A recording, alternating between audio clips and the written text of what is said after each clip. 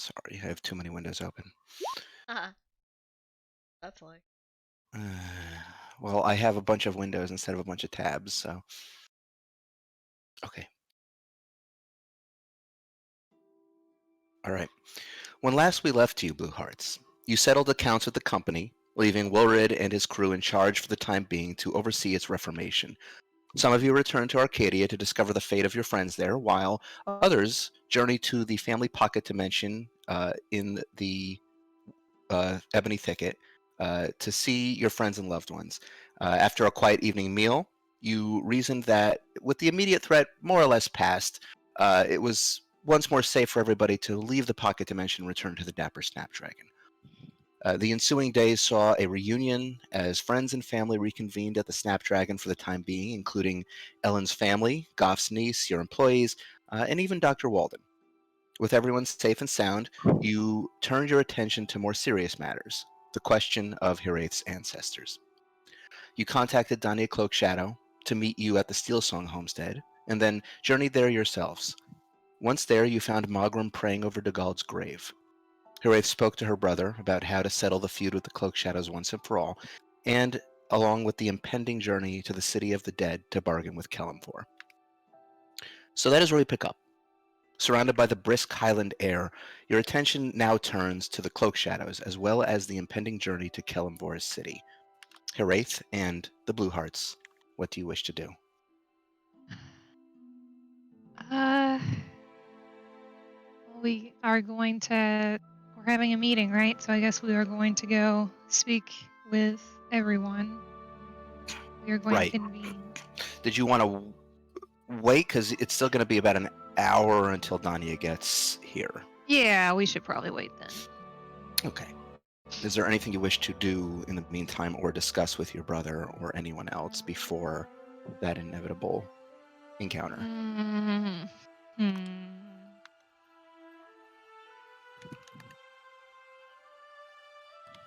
Being distracted by the Yoshis.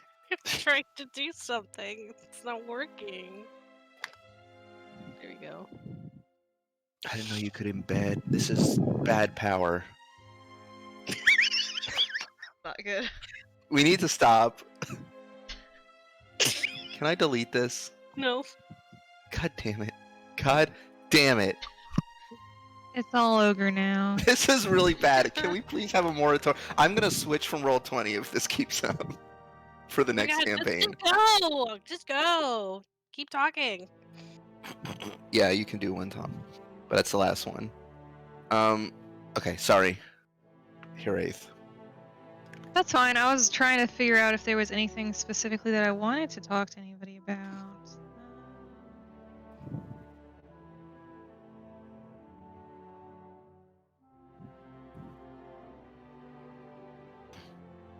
I don't think so.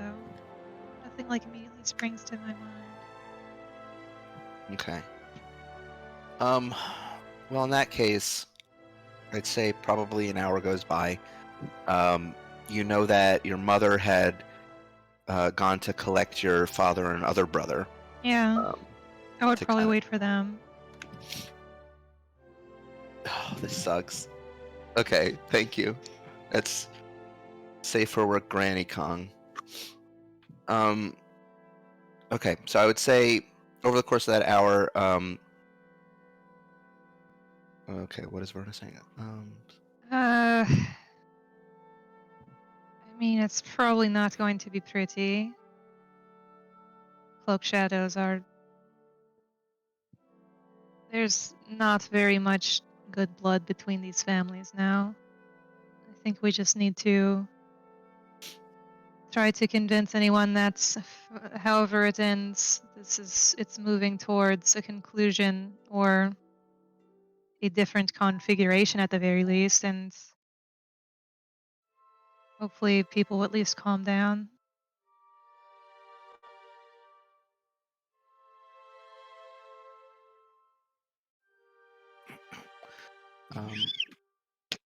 After about an hour passes, I'd say you probably spend some time waiting on the front steps of the homestead or waiting indoors. eventually you hear the telltale sound of the fabric of reality warping as somebody teleports in or is teleported in. Um, and that is when you hear crunching coming up the gravel path toward the homestead, and you see Danya. I will wait. I'll stand up and wave. She kind of just waves cheerily to you, although you can tell there's like a sense of anxiety in her steps. Yeah. Yeah. She approaches you and she says, "Okay, what now?" Y'all are gonna have to stop embedding images in the chat, You really are, Lauren. I'm done. especially when it gets to people's like character arcs and stuff. What was your question, Falk? She says, "Okay, what now?" Well, I assume my family is all here by now. Um, you, Or so your family, with the exception of Mogram, yeah, so Farrar, Dor, and Elaine are indoors right now. They're in like the sort of like the living area of your homestead, just kind of passing the time, not speaking or not daring to look out the window. Mogram is kind of being a little bit standoff as she's standing at the far end of the porch, away from you and the rest of your friends. The cloak shadows themselves haven't left their tents. yeah. Well, we need to get them all to at least be in a place where they can speak. So maybe I'll go speak with my family, you speak with yours. We can meet in the middle, in kind of in between the house and their camp, kind of middle ground. That, yeah, we can try. I don't know how much they're going to listen to me though. They're a stubborn lot. Well, otherwise they're what, just going to be staying there for the rest of ever? No, I think they're here because they swore an oath to your brother. They'll leave eventually, I assume.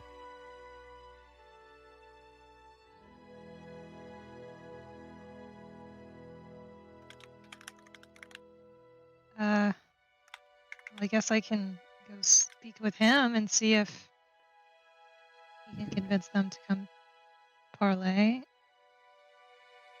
Okay, I'll head over there and see how they are. It's been a while, anyway. And Yeah. she goes off toward the small encampment.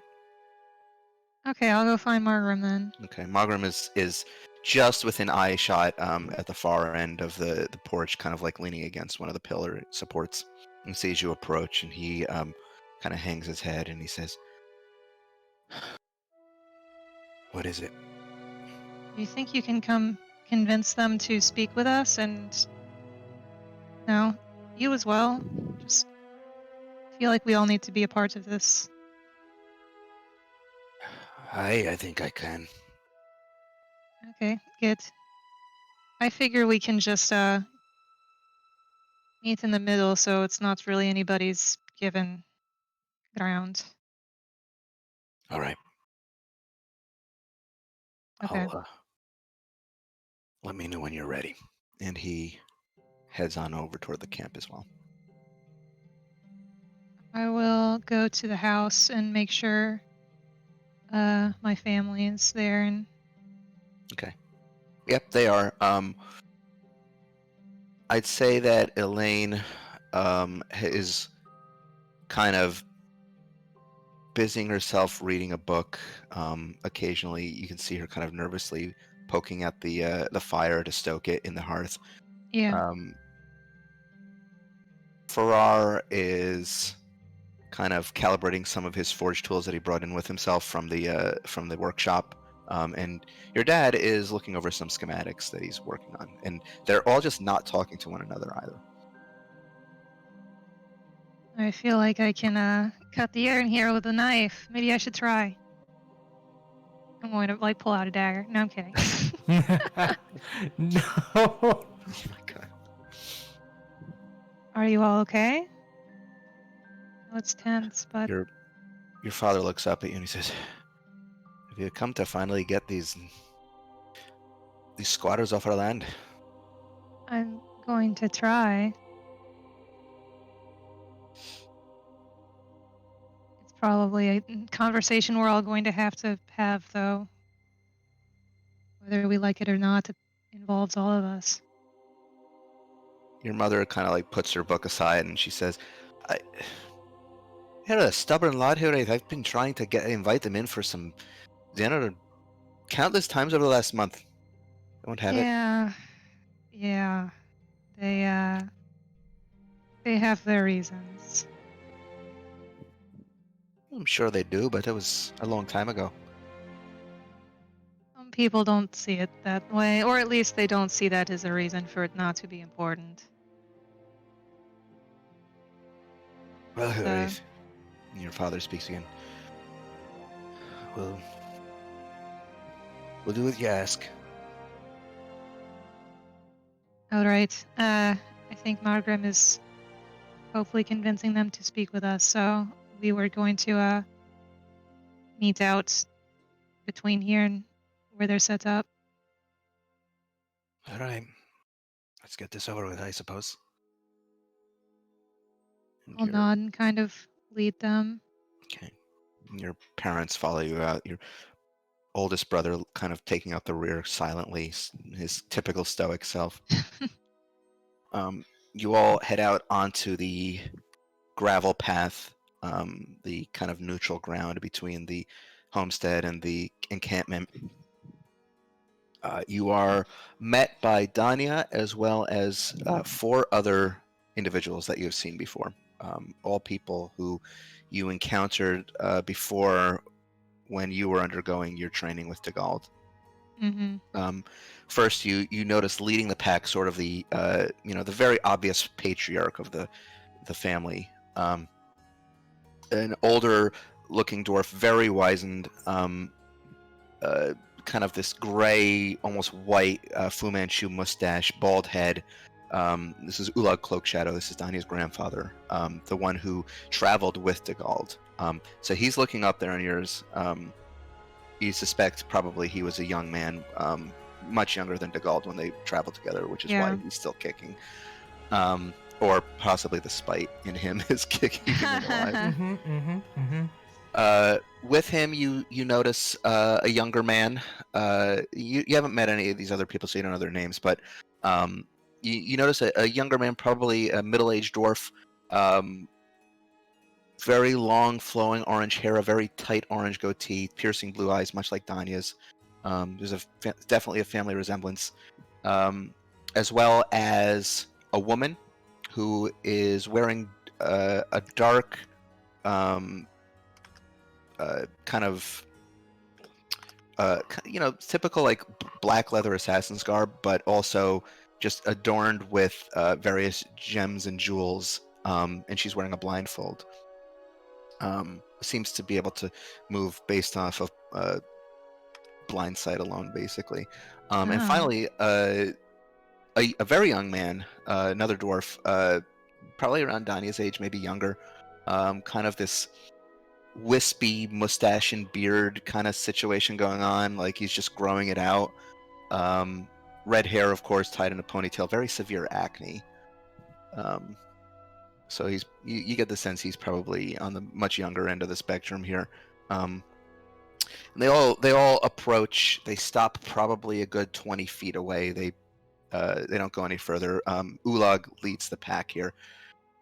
And he just stands there. He takes a wide stance, puts his hands on his hips, and just watches you.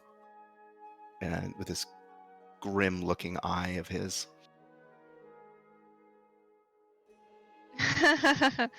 Yeah.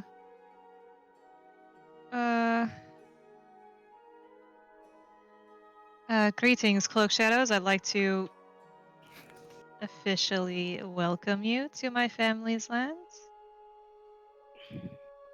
Speak your peace, Steel Song. We're only listening to you because you swore an oath to your brother, and he said we should listen. I feel like this is an opportunity for all of us to listen to one another. Want to know what it is each party here is wanting, so we can try to come to an accord on how to best uh, settle various scores. We're here for only one reason. It's to watch over your brother, as we promised, because he said that he was going to destroy the blood of Steelsong. And so our interests aligned. If he They can do do. that, once he's done, we'll leave and go back to our lands. But we will not break bread with a Steelsong. I understand. I'm not going to force you to take any hospitality you don't want to. I We are going to be addressing this, and Margrim is going to. I can't remember what we thought we were going to do. I don't remember either. Were we going to bring him with us? I know I was going to bring Danya with You were me. going to bring Danya. I don't He think you did were... also want to come, I think, right? Magram wanted to come. Yeah, if he wants to come, I think he should come. Okay, I was just trying to remember. Magram wanted to come, and you asked Danya to come. That was it. Okay, cool. Let me figure out where I was.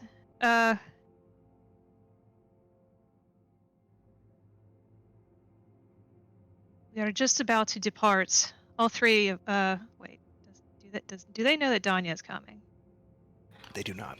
Okay, well, I'm not going to she doesn't want to tell them. I probably won't. Margaret and I are going to be departing soon to go to the city of the dead to speak with Kelmvor himself about the terms of the pact that binds the blood of Steelsong. I can promise you that in your desire to see this come to an end, we are, like you said, aligned in that. I suppose the only thing there is left to say is that what's happened. Sorry. You all staying here. We'll just have to stay and suspend. What the fuck am I trying to say? This is why I don't. This is why I write everything out. Yeah. Me too. Y'all are like hearing the mental thought process of me trying to write an RP tag, but I actually managed to. Okay, sorry. I suppose all that's left to say here is that the Cloak Shadows and the Steel Songs will just have to remain at their own opposite ends until we return with the results of however this settles. Ulag, who is clearly the one speaking for everyone in this situation, he looks to Magram and he says, "Is what you wish, Magram?" And your brother kind of nods and says, "Aye, my sister and I are going to settle this together." And then Magram looks to you and he says, "Should I tell them their oath is fulfilled? They can go home right now."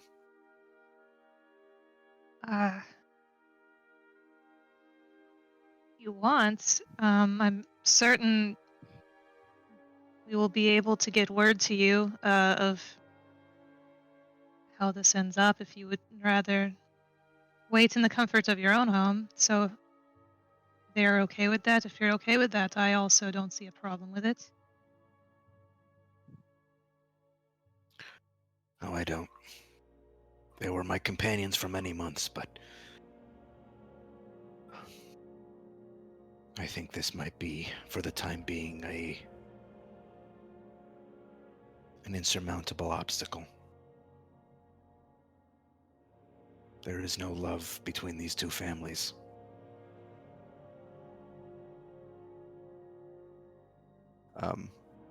And he just kind of nods to you, and then he looks over toward Ulag again. He says, "Ulag, we will settle this. My sister and I. Cloak Shadow's oath is fulfilled. You can go back to your ancestral lands. And at that point, Oleg kind of looks to the rest of his family. He says, very well. And without another word, they just turn and start heading back to their camp. And Danya kind of lingers behind. And she looks to you. Are they going to expect you to go with them? I don't know. You're kind of doing your own thing with the company usually, right? Yeah, they don't need to know anything. You want them to? Not really. I feel like they wouldn't. That might cause some problems if they knew. Well, it's a good thing I didn't say anything. uh, do you, Artem, I know they stayed by you. Are you okay with this? Do you feel like there's anything between you and them that you would want to settle?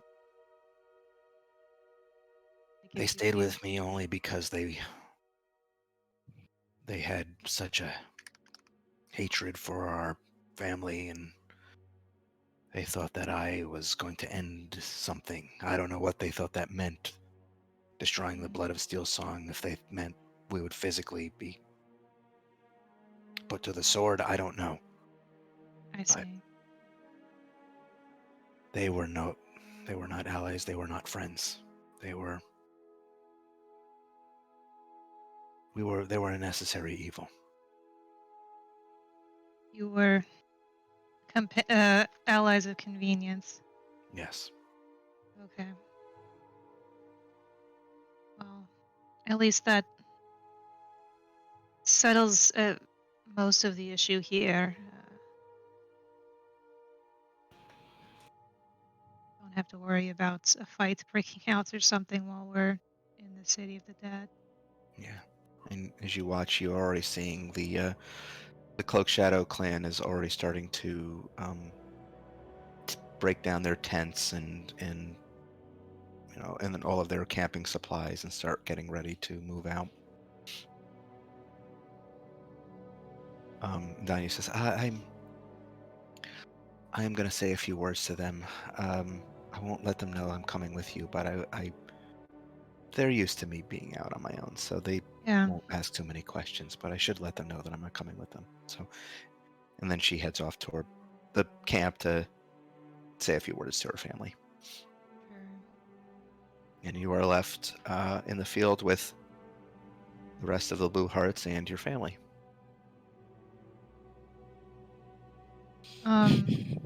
First, I'll look to my family and say, well, hopefully that will make things a little more calm around here for a while for you all.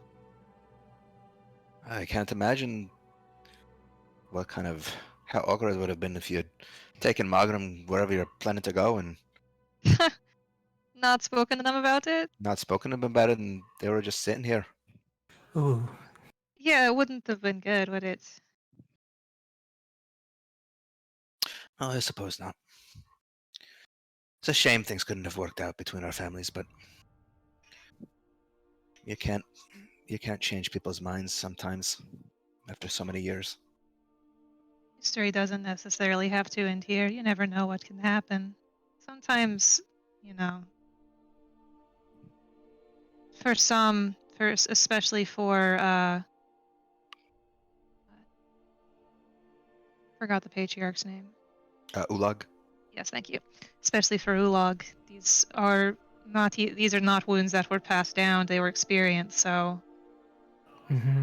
time and space might just be the best. And we don't always have to hold hands and sing kumbaya at the end of it all. I'd be okay with just peace. That's all we can hope for. Anyway, we have some work to attend to. If you come, say goodbye before you leave. Of course. And your father kind of gives you a kiss on the forehead, and he kind of like goes over to Farrar, like kind of claps his hand on his shoulder, and then the two of them start heading back over to the workshop. And Farrar, as they're leaving, kind of looks over to you and gives you a gruff nod. I love this guy. This is just like Falk being like, I don't want to have to do another character voice. That one happened organically. I didn't have I an think idea it in mind did, for him. yeah. I just didn't know what to say, and then I was like, what if he just doesn't say anything? I like it. I'll look to my friends and say, is there anything you guys want to do? Any preparations you want to make before we, go see Kellenborg again? Well, I'm always prepared. Although, it might be a good idea to pick up some potions if we're running low. Yeah. Or at least look at what we have and distribute them. Yeah. Might be a little prudent if we're going to, I don't know, literally anywhere where things hate us, which is basically everywhere. Everywhere. Yeah. Yeah. This would be the first time you went to see Kellenvor without any of you being dead. Yet? Yeah. Mm-hmm. Okay, 7 greater healings in the bag. Do people have any on their persons I right have now? one on hand. Keep in mind, unless I- you go and purchase some from stores, you don't really have, like, obviously Yeah. Moira only just got back to the compound, so Yeah. she's not going to be able to make new ones for a while. I took 2 greater healing potions, so I'm like okay for now. Yeah, same with Ellen. Ellen has 2. Sissel has one. She'll take one out of the bag. She didn't, so now she has 2. I don't know if Verna or Mido have graders. Okay, so Verna's going to take 2 of those 7. I don't know if Mido has any right now. Lauren? Potions? Let me check. Mido tends to play fast and loose. Yeah, Mido also has a ridiculous second wind. Yeah. Yeah. That gives her back like 50 HP. She can have 3 greater right now. I'll take 1. How many greater healing do you have? I have 3. I Oh my think. god, you have more than everyone else. Oh, then I don't need 1 then. Okay. Everyone else I think has like 2. I think it's because Mido never uses them. It's true, I don't. I always forget. And also, second wind usually just does the job anyways. I'm glad that someone's having fun with the beams. Here's a guiding bolt. They happen so fast it's hard to see what it's doing. Yeah. What's this one? Ooh. People see that? Yeah. What is that? It's called bubbling, Huh. and this is slime bubbling. Anyway, this is stupid. Tom, I have an actual DM like menu that lets me do that. I'm assuming other people have. Oh, I have a cone of cold one. Ooh, That's a custom one that I downloaded. nice. What is orb? I assume it's an orb.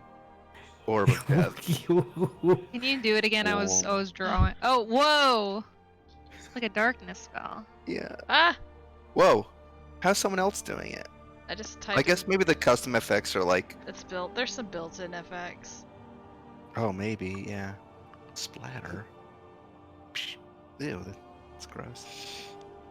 Anyway, we're Anyway. playing too much. Sorry, this is my fault. Preparations. Yes. All right. Does anybody need to go get any materials? As far as the materials go, I'm pretty. I think I'm also okay. Yeah, probably as good as I'm gonna get for a bit.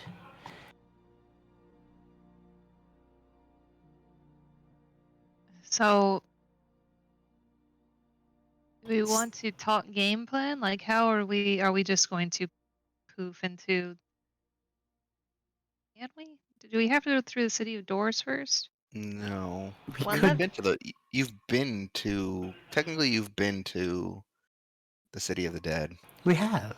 Yeah. Who hasn't been killed But yet? when people have died, yes. Yes. I mean you've been to Kalimvor's clock tower, let's put it that way. Okay, I mean, we're not going to kill one of us to go there again. Nope. That is off the Nope. table.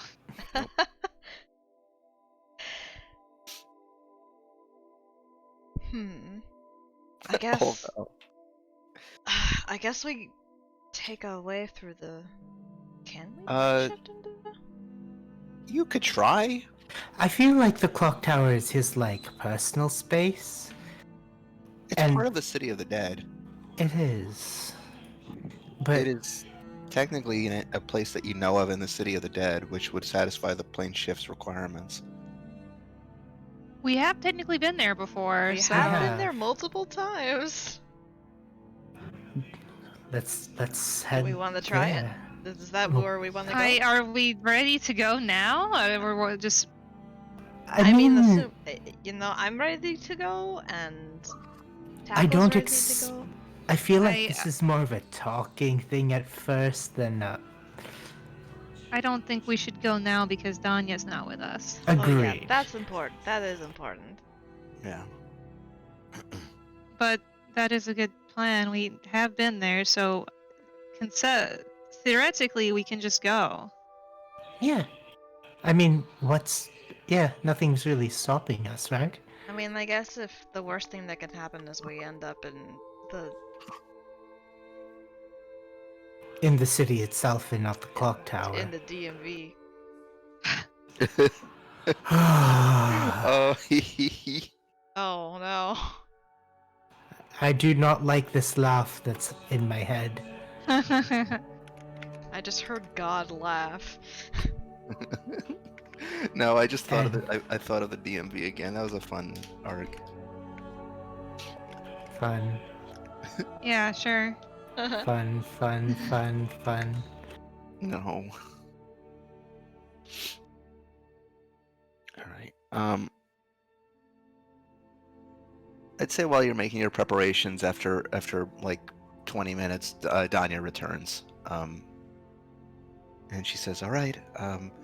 I just let them know that I was gonna stay here for a bit to say goodbye to you, and then I was going to head back to see my my coworkers."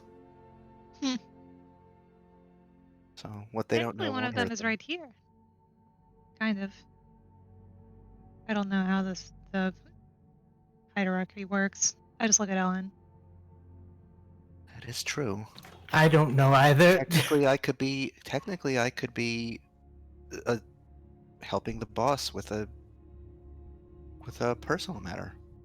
Yeah, Oh, technically. So yeah. can I expense this? Yes.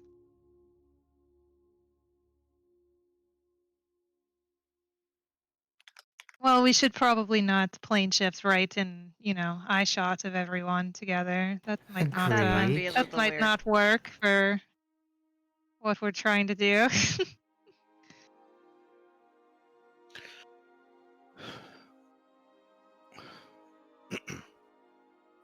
I think Magram says, "Whenever you're ready."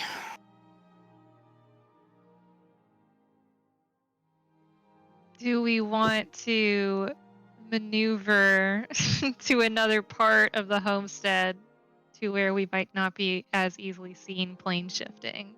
That may be a good idea. You can try communing with Eldath if you wanted to ask some questions.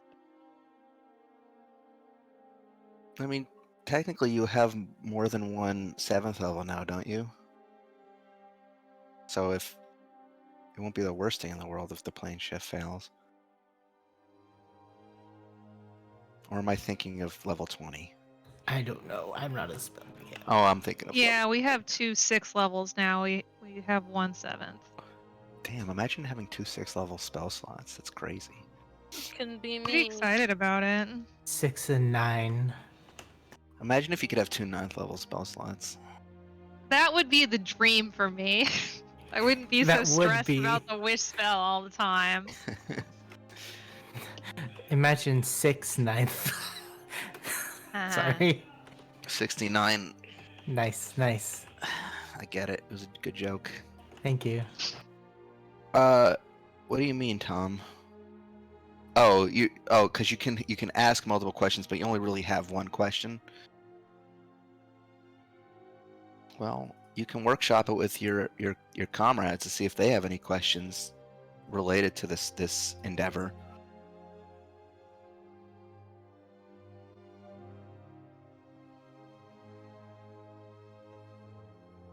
How many questions you get? Like 3 total? I'm thinking I'm confusing it with Speak with Dead because I think Speak with Dead gives you 5. Okay. Alrighty.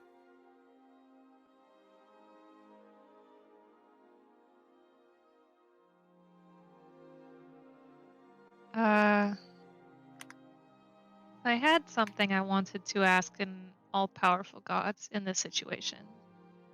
I guess I would ask if she thinks that there's any other options that we can find besides the 2 that we know that we have. Feel like God's own fool if I end up striving for something and that's technically in vain.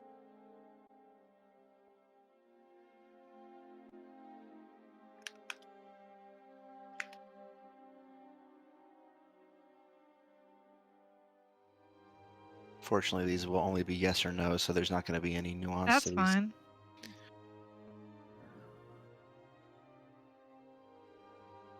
I think the question was, and correct me if I'm wrong, Alex, whether there are more than just the 2 options for bargaining with Kellenborg. Because right now, the understanding is either things remain as they are, or Harry renegotiates the pact, and the only choice is she has to basically put herself in the place of all of her ancestors, past and descendants, like all of her family, past and present, And future. Which is kind of shitty. Not the best deal. Yeah.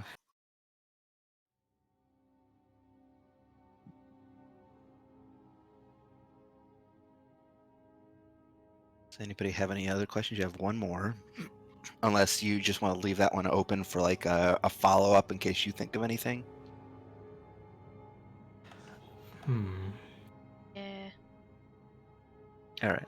Well, I'll leave that up to you.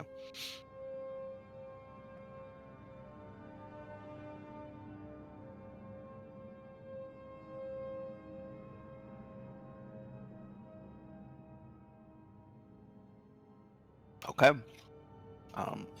So as the rest of your allies are preparing, Goff, you find a nice quiet place to sit down and begin communing with your goddess.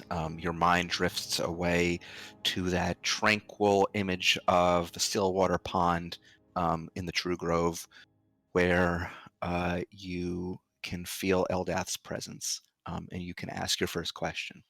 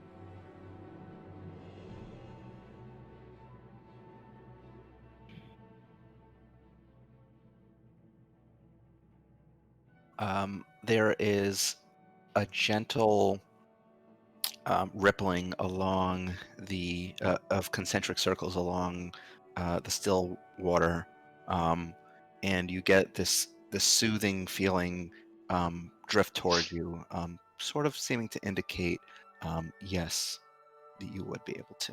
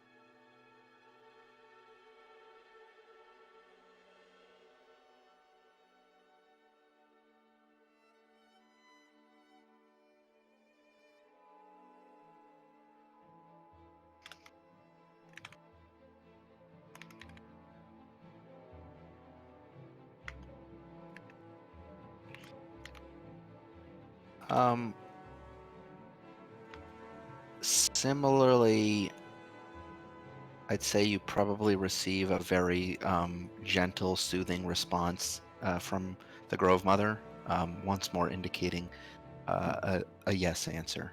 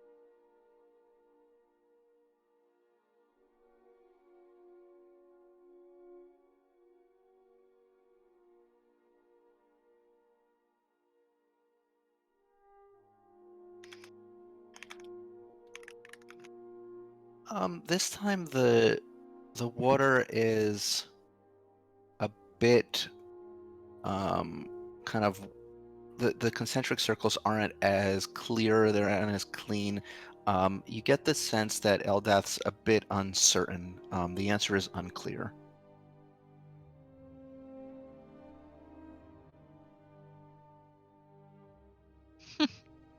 I figured as well. This magic 8 ball is not going to help us. Yeah. Wow. Outlook uncertain.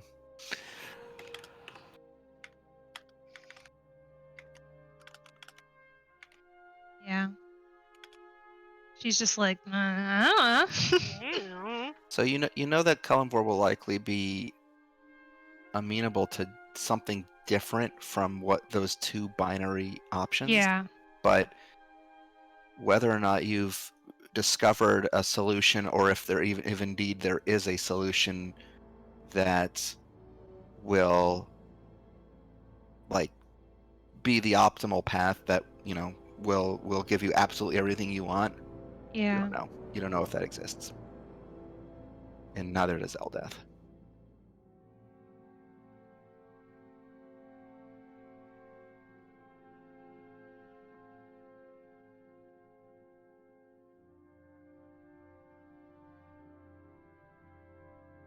She doesn't know everything. That's not her domain.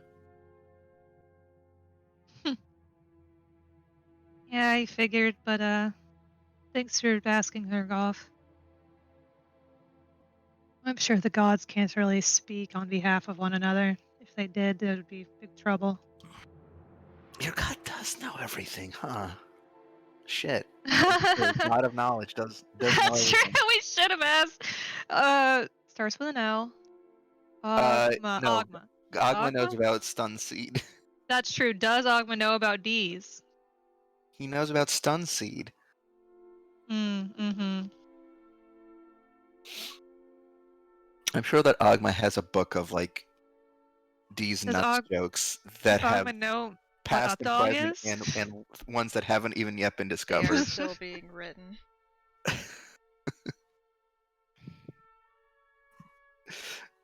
Oh boy.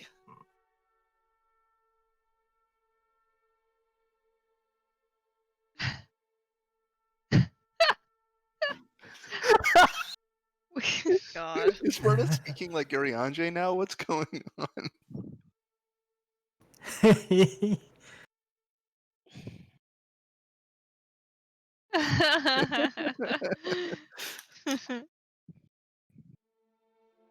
God. Well, maybe next campaign. Maybe.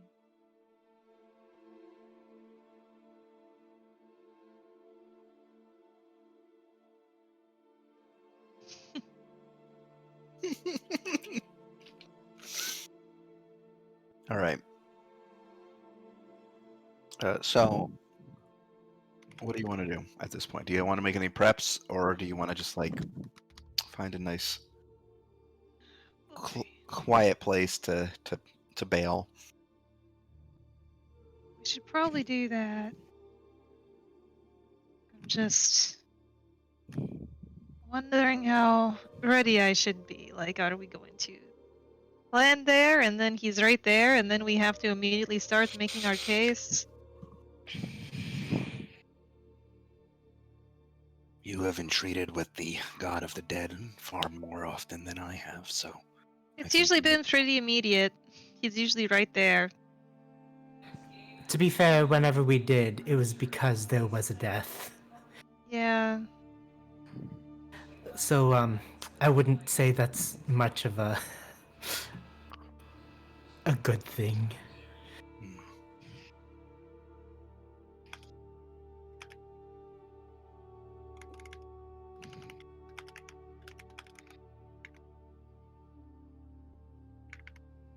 Well, I would say arm yourself with your wits and your words, as all steel songs do. Hold on. I'm going to look at something. Okay. Probably not going to mean anything.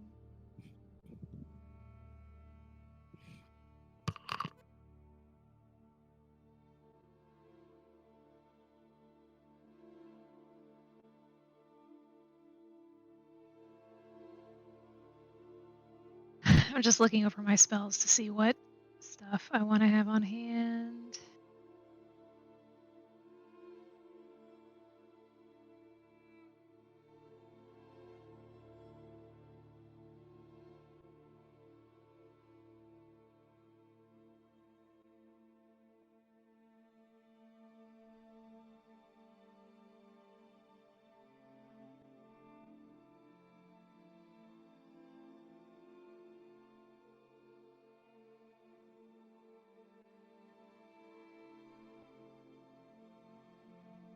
This is mostly me reminding myself what spells I just took because I moved a lot of stuff around. Hmm. And do I just want to say, you know what? I feel like this is my one opportunity to be fucking selfish. I'm going to say, Mhm. okay, give me a minute, and I'm going to go cast Foresight. All right. Okay. Okay. So you got foresight that gives you advantage on all rolls. right? Everything. I have advantage on everything. Probably a good choice at this point. Yeah. Everybody, try not to get grievously wounded. What? Which one of these icons do I want? Oh wait, this isn't concentration. I'm gonna use this one. Okay.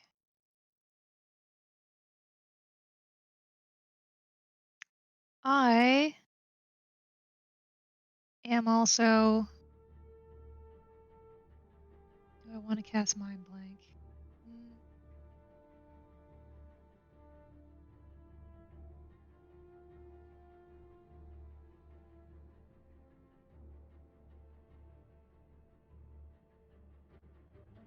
I'm also going to cast Mind Blank. Okay. just cause. Of course. Okay, so that'll make you immune to psychic damage as well as any divination-related Any spells. effect Anything that would tries. cause anyone to be able to sense my emotions or read my thoughts, any divination spells, and the charm condition. Foils wish spells and spells or effects of similar power used to affect the target's mind or gain information about the target. I see. Okay, so yeah. All right. Okie doke. And let me Mark figure that out off. how many spell points. It's probably a lot. It's a lot. It's a 9th and an 8th. Yeah. So that's gonna be a lot of points. Yep. 13 plus 11, 24. Yep. Okay. And that's your 9th and your 8th Yep. used for the day. Yep. All right. Good luck, everyone. I'm just like staring at the party with my eyes narrowed, like, Mhm. be on your best behavior. Yep.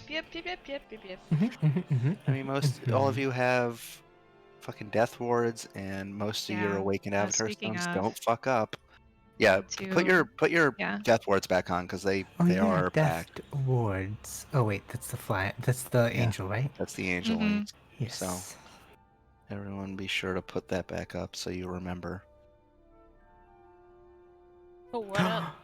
Aerith has 169 HP. I just noticed. Yeah. You don't have Nice. to worry about it, Lauren. You have your death ward up. That's what I thought. Yeah. I don't have to worry about anything. Don't have to worry about nothing. What's the lock? Oh, does that mean tackles in the Pokeball? Yeah. Tackle. Blood. I And- wanna attach to a Blah. button. Blah. You having fun? Yeah. Tackle's been injured. No, don't do that. Sport. Tackle cannot die. Falcon 20. He almost did that one time. Yeah. Right. Oh shit! Why is it stuck? What is that? I don't know. What was that? Like I a don't know, breath? but it's That was stuck. the breath attack. It's like an anime like death Yeah, it is. blood spray. Bleh. Blah. Mm-mm. Yeah, it is. Shit. Okay. Help! Okay, No. wait. How long Do did I- you do that for? Do I want to set any contingencies? Let's find out. I probably would have done that last night. Mm-hmm. Which one's that one? I'm glad we discovered all these fun toys to play with. Ah! What? Just all the effects going off at once. Oh, did they all go off at once? Yeah, a bunch went off at once for me.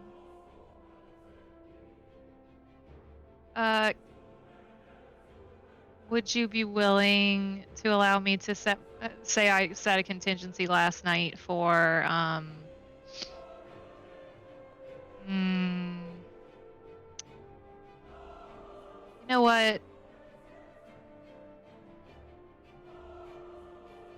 I'll go ahead and do Circle of Power. I Okay. was thinking about a new one, but I'm not going to do it for now. Okie doke. All right. I think with all that, I'm ready. All right. I have the most like set up intensive character ever. Gotta get your buffs up. Yeah. Be sure to put an icon for contingency so that we can no longer see her 8th icon. It just makes the icon smaller. We'll set this for contingency. Sure. Right. Okay. You can't see her 8th face. It's just gone. Yeah, she's just icons now. You look at her 8th and there's just like a big, like, no entry sign on her face. Wraith is a badly organized MMO UI. Yeah. Oh, Death Knight Raid UI.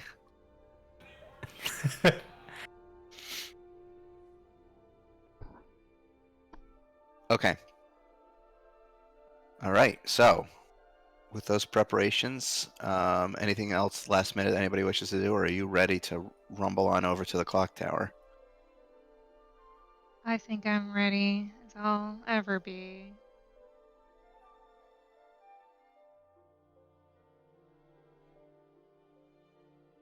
Yeah. Okay. Alrighty. So Goff, you are gonna plane shift everyone? you're gonna take care of it, or is Sissel gonna use her staff? Sissel, can you wait? Hold on. I need to That reminds me. I need to roll for my charges. It's been 2 days. Yeah. I mean, Danya's- they're probably maxed at this I point. think she's back with us. Yeah, Donnie is back. Okay. She came back. All right. We're about to head out. I guess we should also ask Danya and Margrim. Do you guys... No, was it Margrim? Yeah, Magram's Here. Margrim. Do you guys need any preparations before we head off? No, I'm just gonna take my daggers. All right. I got these knives. I got these knives and these fists.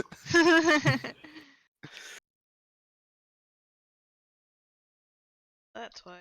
Yeah, that's maxed. Yeah, you're basically maxed. Isn't it all? Don't you have like 50 charges? Yeah. Yeah. Jesus Christ.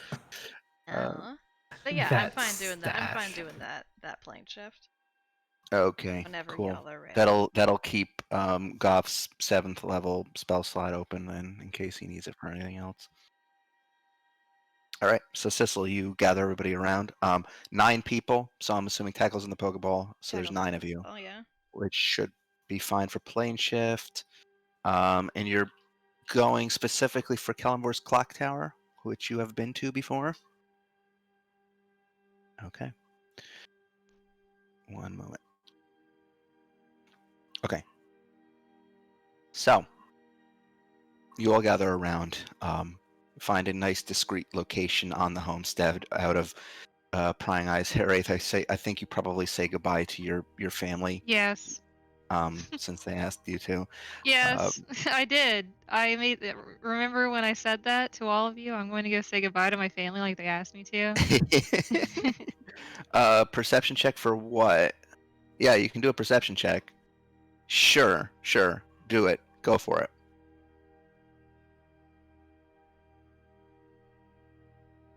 Yeah, give me a perception check.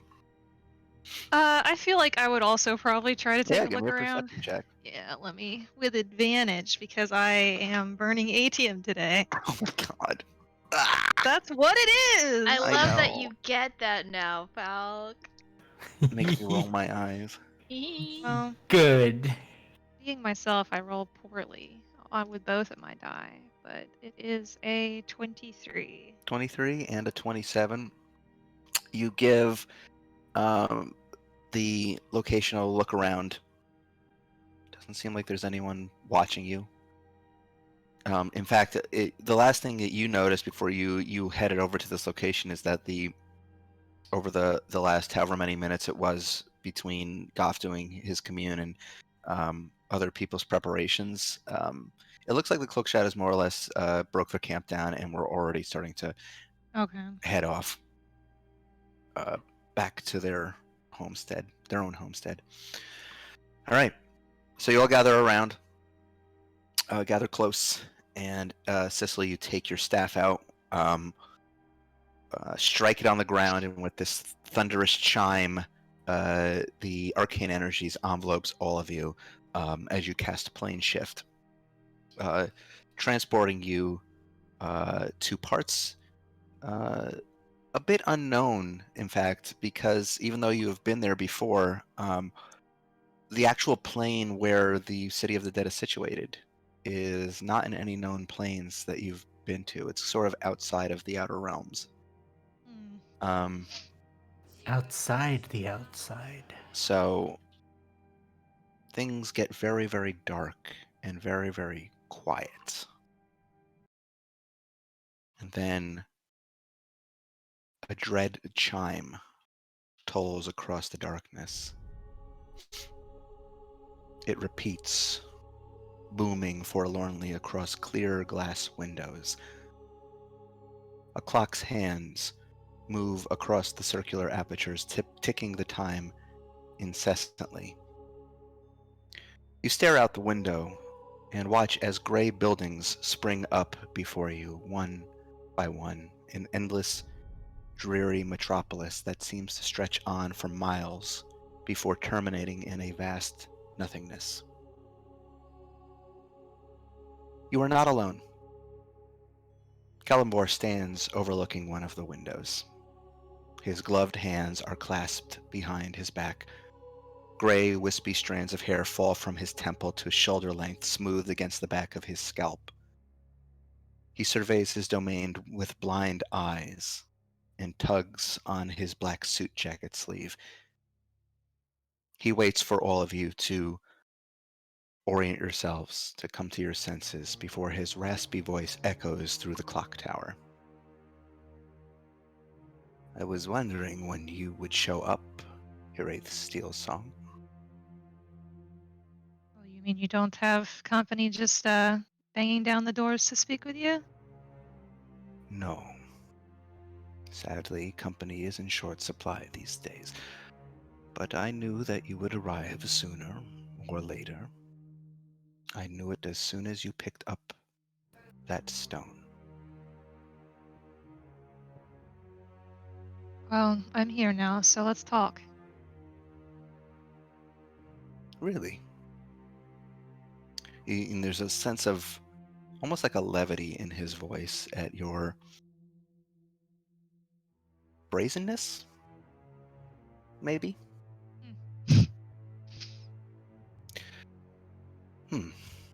I know why you're here, Hiraeth Steelsong. You have come, like so many other skalds before you, to try to renegotiate the pact. And it's at that point that he finally turns away from the window and faces all of you. And it's almost as if he seems to grow closer and get larger in your view, coming up to meet you. Although you don't see his legs moving, you don't hear the sound of footfall against the clock tower floors. And as he comes within range and he stands over you, Hiraeth, he says, "Tell me, what is it that you hope to accomplish?"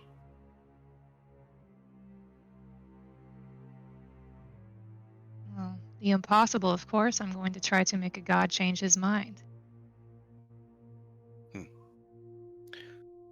So, you are hoping by honeyed word or gambler's luck to change the fate of 5,000 years?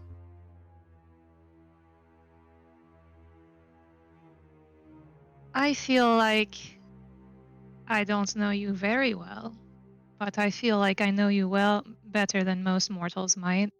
We've met at the gambling table a few times. I know if you only wanted to play by the rules and nothing else, we never would have had those kinds of interactions. If that were the case, myself and other friends of mine probably would still be dead. Make a persuasion check. I would love to. Advent. Yes, I think Hiraeth knows there's advantage. Oh, I be rolling with the big advantage and the big numbers here. Yeah. Yo, I forgot. Do you know what my persuasion is? It's really high. Say. Plus 20! Holy fuck. Anyway, it's a 36. Holy shit. Okay. Calimbor raises a slender eyebrow at you. And he says, Well, such things are not bargained for so easily, Hiraeth Steelsong. They're not so easily gambled for. Many before you have tried. Many have failed my challenge, either through lack of resolve or lack of strength. But perhaps you will be different. What's this challenge?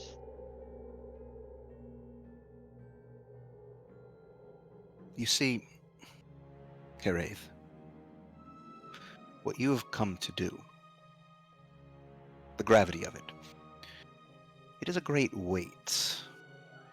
The responsibility of thousands of years has been placed on your shoulders alone. It's an unfair burden that has been placed before you. Certainly, you have every right to refuse it, to walk away.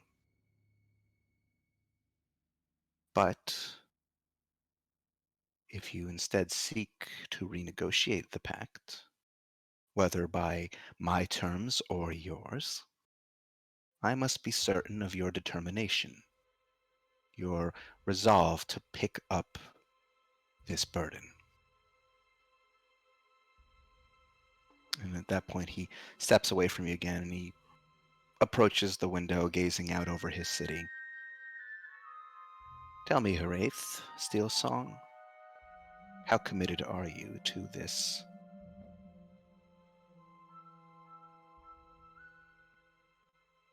I feel like when I started out on this journey with my friends, I'm not sure who I wasn't sure who I was or where I was going, but the more that we've adventured together, the more that I've come to understand who I am, who my ancestors are, where we fit in this. My determination and resolve in this is entire. I am my determination in this. There's nothing more. Make another persuasion check. Yes, yes. A 39. Wow. Rolled a 19. Heraith, it is difficult to bend the ear of a god. But you can tell from slight posture, slight body movement, you have Kellambor's attention. And he says, well, we shall see. We shall see if you truly will find a way to resolve this in everyone's favor, or if you will, in the end, walk away. After all, as I said, it is a burden that has been placed before you, one unfairly thrust upon you by 5,000 years of steel songs who were unable to do it themselves. Why should it be you? Why not let it be some other person?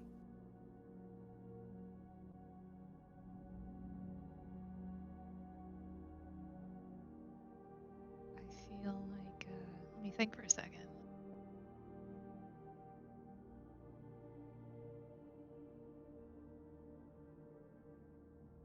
When I first learned about this, I was frustrated.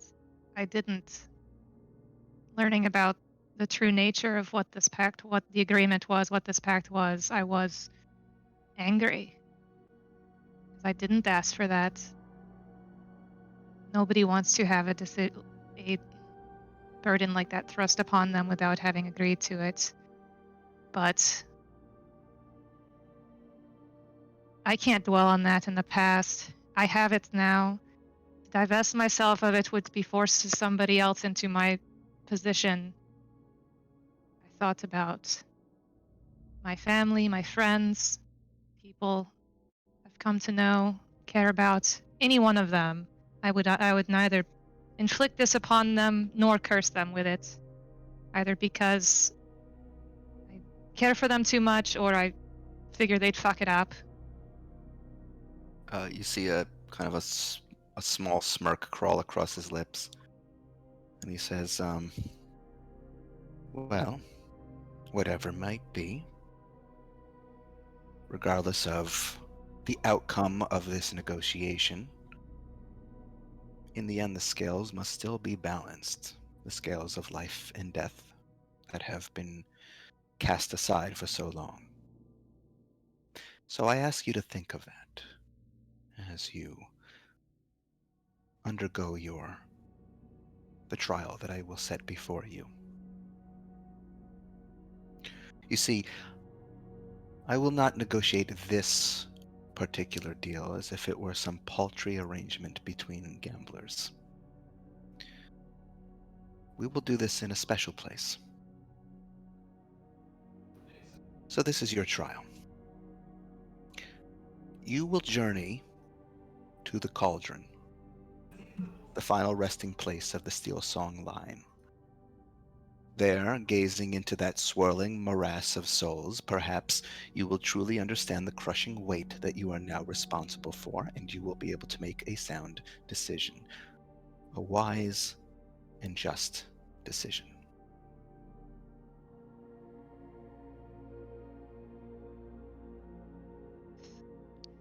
If that's what, if that's your terms to this, so be it. There are some things you should know, Hiraeth Steelsong, you and your allies, and you should all listen well, for it might save your lives. The realm beyond my city's walls are dangerous, and you will be tested by the horrors that lurk beyond in the dark. Horrors that could suck the very life from your forms, leave you nothing more than a hollow walker among these ashen plains.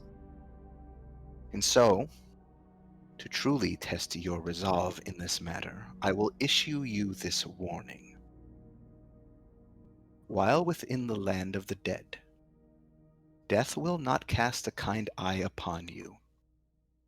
Should you or your allies fall to the creatures or hazards within this plane, I will come personally to claim their immortal souls, to reside permanently within my city. Death will be final. There will be no escape, no second chances, no gambler's bargain to wrest their spirit from my grasp. If any of your allies were ever once committed to a deity, that pact will be broken. They will dwell forever more in shadow here, instead of the lands of their gods. Nor will there be any escape. Planar or teleportation magic will not work here, such is my decree. Fight or flee, that is your choice.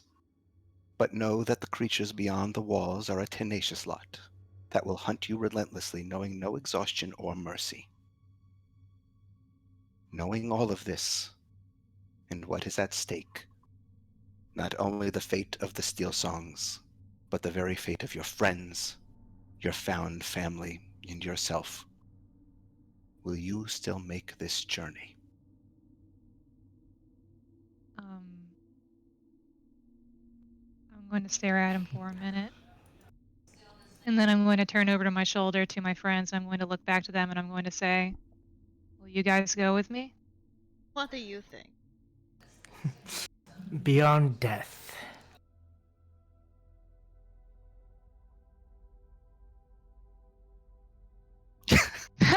Goff. Like, Everybody, God it's damn like it. fucking and Goff is just This like, is cleric oh, God. nightmare arc. This really is like. Sorry, Tom. I'm giving you anxiety in the next few sessions. This is Goff's nightmare.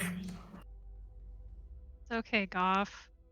I might not have wish, but I can be your off healer in the buffer.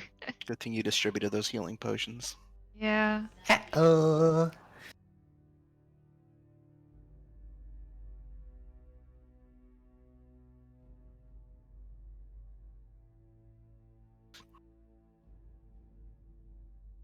I will do my very best.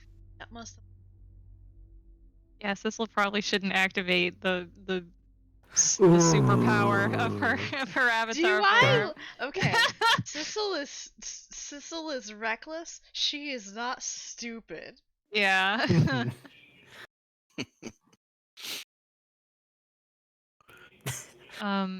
With everybody's replies, I will turn back to Kalambor and I'll nod. We'll do it. He looks at all of you once more, and he seems to take you in. Yeah.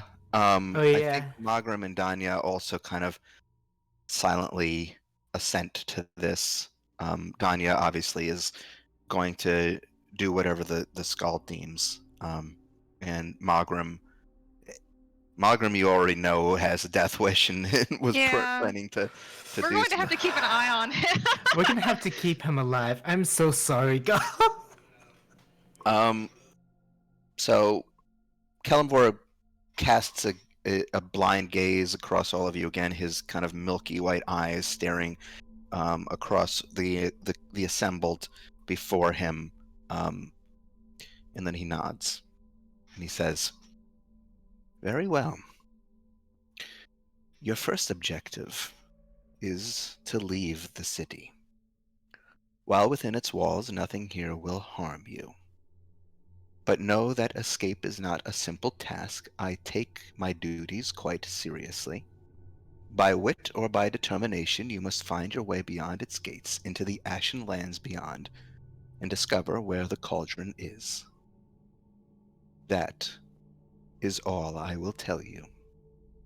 You will receive no further guidance from myself or the celestial reapers who stand in my absence. Once you stand atop the cauldron's precipice, only then will we speak again."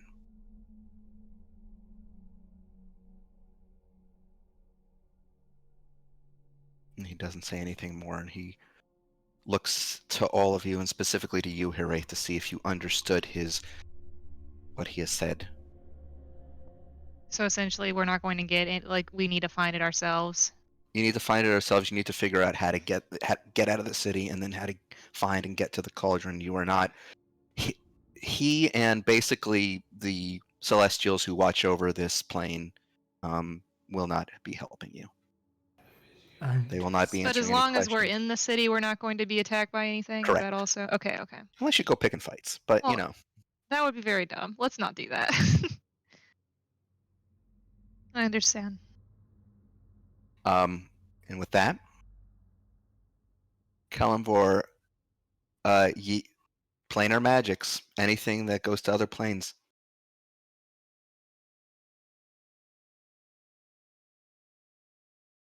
You don't know, and he is not going to answer your question. Oh, I know. You wouldn't know until you tried it. So Kalimvor nods to you without saying a word, and then he bows low, and this swirling black fog rushes up from his feet and spirals around him, and then in that fog, he vanishes, and you are left in the empty clock tower with the city beyond.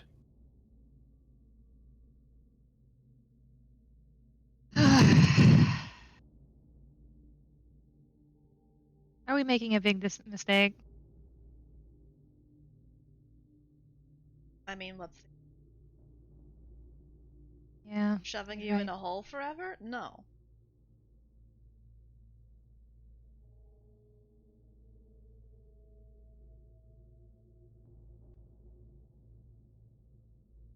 Yeah. Maybe he sees it as if we can't do what he set out for us to do, we would never stand a chance against Ganadar in the first place.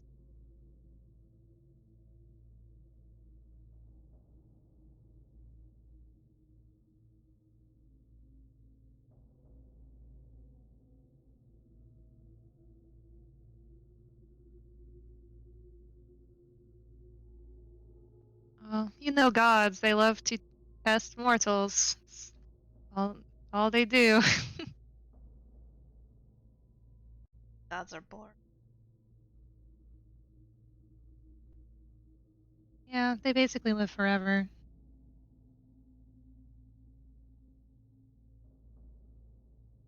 Um, I guess our first mode of business is we need to find out how to leave the city. And before we do, we need to make absolutely certain we're prepared.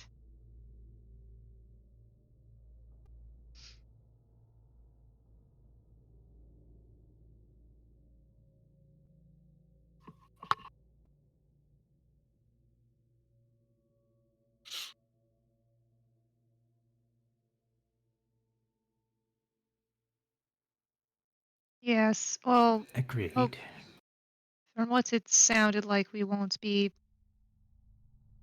arrowed within the walls, so hopefully that won't be too difficult. Do we have a way of finding, of like navigating to the cauldron, or is it just like? We have no idea where it is. He did not tell us. That's kind of part of it. Right.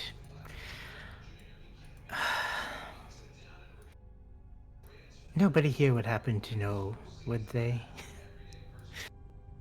I don't suppose we can. We're on top of a clock tower, right? Is there any way to get a look? You're within the clock tower itself, Oh, right? okay. So Okay. yes, you can look out the glass windows, which are basically the clock faces, and you can stare out toward the distance. The city of the dead just seems to go on for miles and miles. These kind of nondescript gray stone buildings that stretch on seemingly without end, and then there's just darkness beyond the city.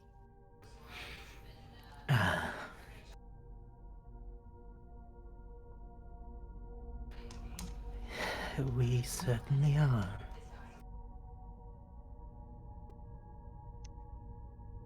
Yeah. No, teleportation and planar magics wouldn't be sending. Sending can work. Sending is just a divination spell. Yeah, it can technically cross planes, but it's not planar magic in the sense of you teleporting yourself to another plane of existence. Are we gonna ask the one goth dragon born? Could. You could try. I mean, you could try. I can't. I feel like If you if want to, it's I'm not as a DM. I'm not gonna tell you unless you want to do a roll. So if you want to do an Arcana check to see if like you can kind of reason this out, or you can just try it. I feel like if it's something and if it doesn't cost you too much to be able to do it, you might as well try.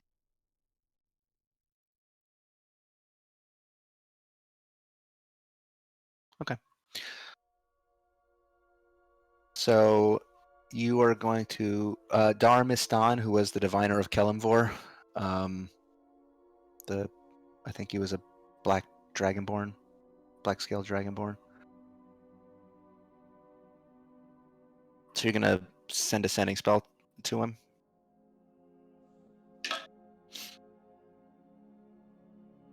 I mean, they were someone with knowledge of Kelimvor. You know that much. They were basically like a cleric of Kelimvor in Dragonborn society.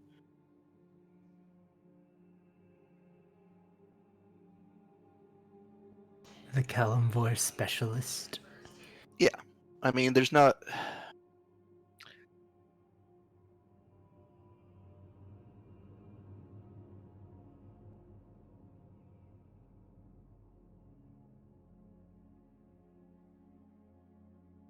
Goff has posed the party a question. Uh, I I feel like the more difficult part is finding the cauldron.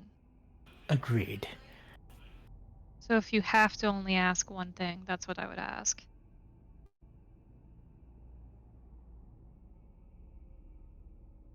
Okay. So you're going to try to send this individual a message asking how to get to the cauldron within the lands of the dead.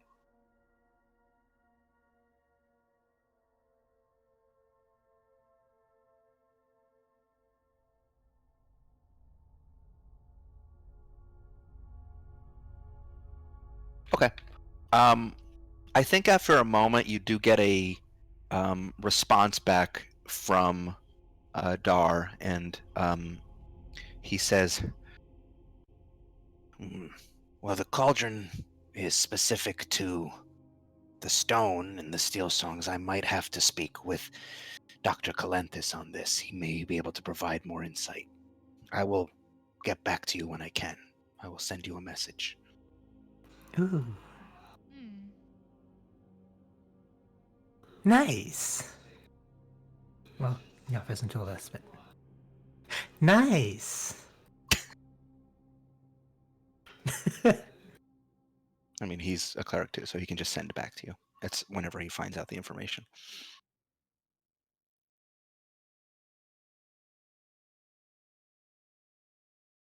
All right. Is the structure of the city like circular? Is this a thing Yes. where okay. Yep. We're Uniform, in seemingly uniform. and the clock tower is basically in the middle. What you We- see as you look out the windows, you obviously see these kind of sprawling buildings that go in every direction for miles and miles. And then at the very far point of your vision, where seemingly the city seems to end and the darkness beyond begins, you can make out what looks like a gargantuan wall that rings the city, and periodically that wall seems to be broken by these towering statues of humanoid figures, though from this distance you can't quite make out the shapes with any real clarity.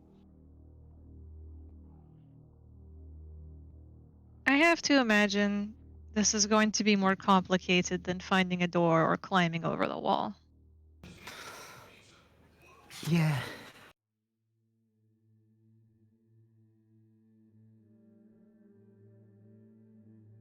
So maybe we might not know what direction to go in yet, but we go to the wall in whatever direction feels right.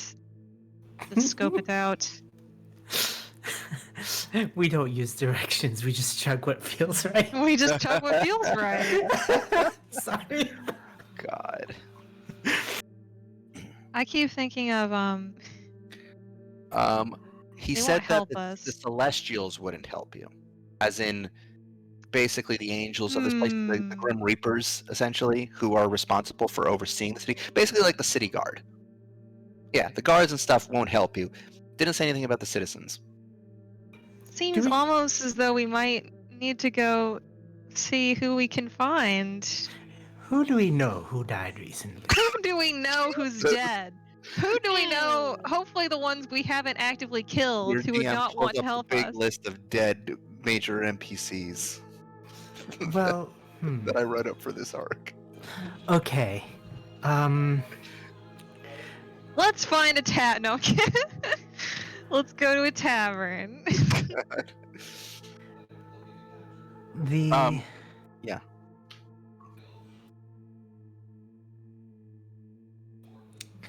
The old chancellor is literally in the storm oak, so he won't be here.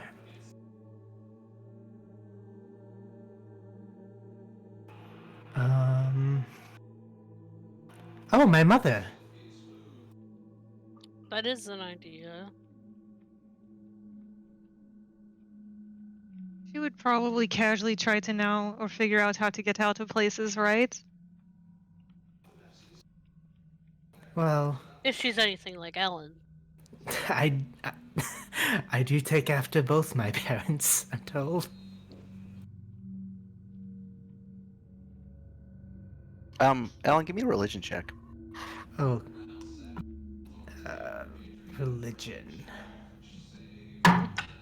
What is Ellen's religion score? Probably just a straight whatever.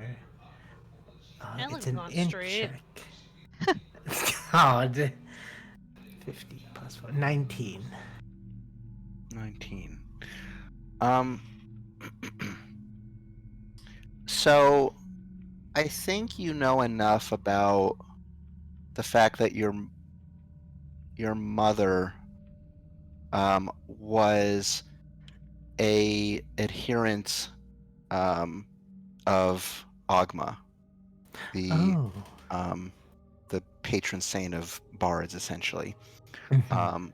And you know that the city of the dead is a place where those souls who haven't been claimed by a deity Right. or a fiend end up, or who have not yet passed over or reincarnated. Right.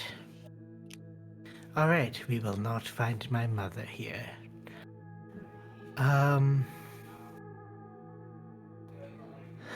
Let's see. Well, I guess we're gonna go find someone that hates us, I'm sure.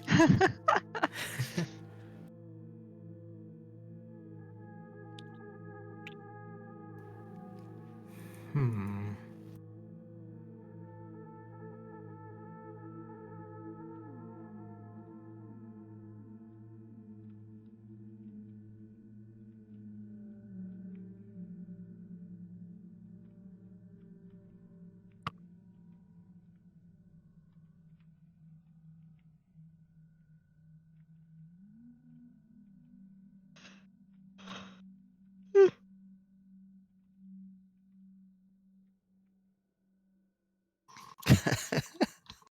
To be fair, I think a lot of the people who we did kill may have had their souls claimed by el- like eldritch beings or demons. I mean, maybe a few. We've killed a lot of people. We have. Who here? I mean, we also don't know what this city is like at all. Yeah, you're still in the clock tower. You haven't even left yet. Maybe we should leave and find out. Instead of staring.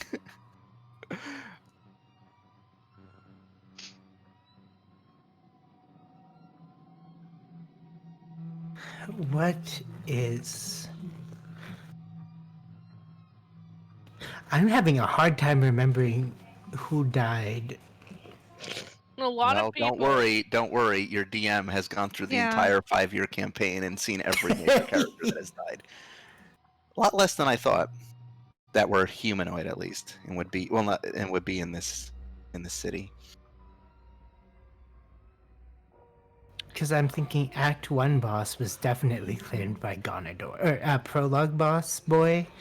Like, Well, that's what you think. oh. It's interesting. I mean, Don't say that ever. yeah, don't do that. Mel immediately admonished. Sorry.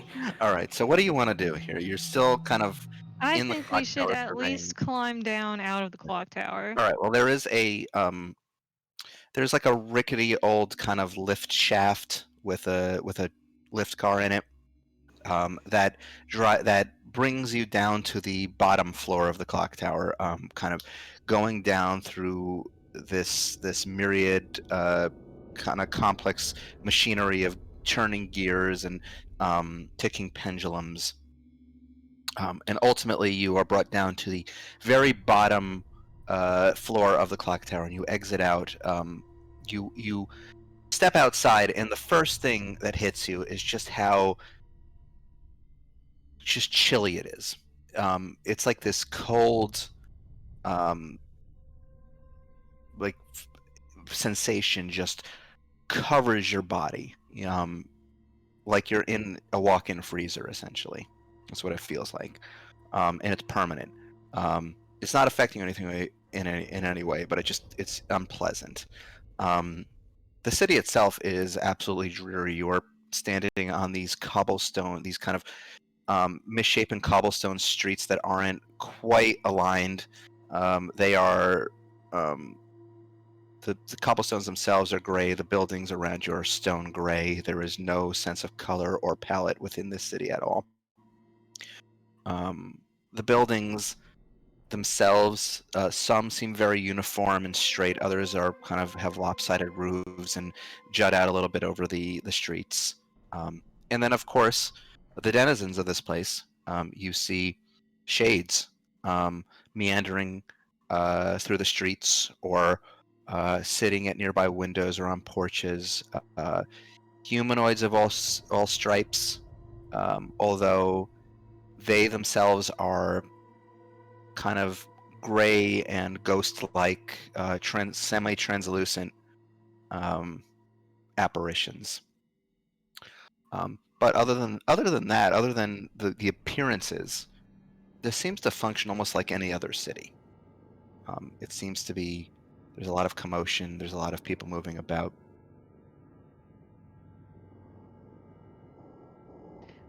Let's find a tavern. No, I'm kidding. Elmsware God. really needs to look Maybe I'm into some not. decoration or something. This kind of sucks.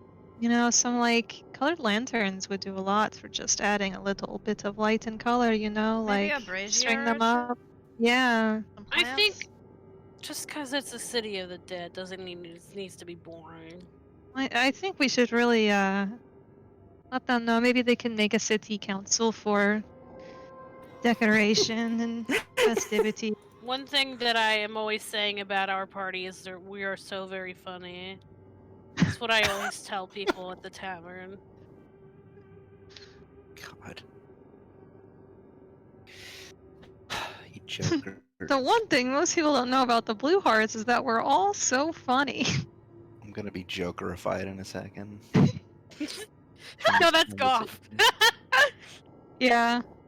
Whenever we're goofing like this, Goff is just like, Gofferified. true. That's true. That is true.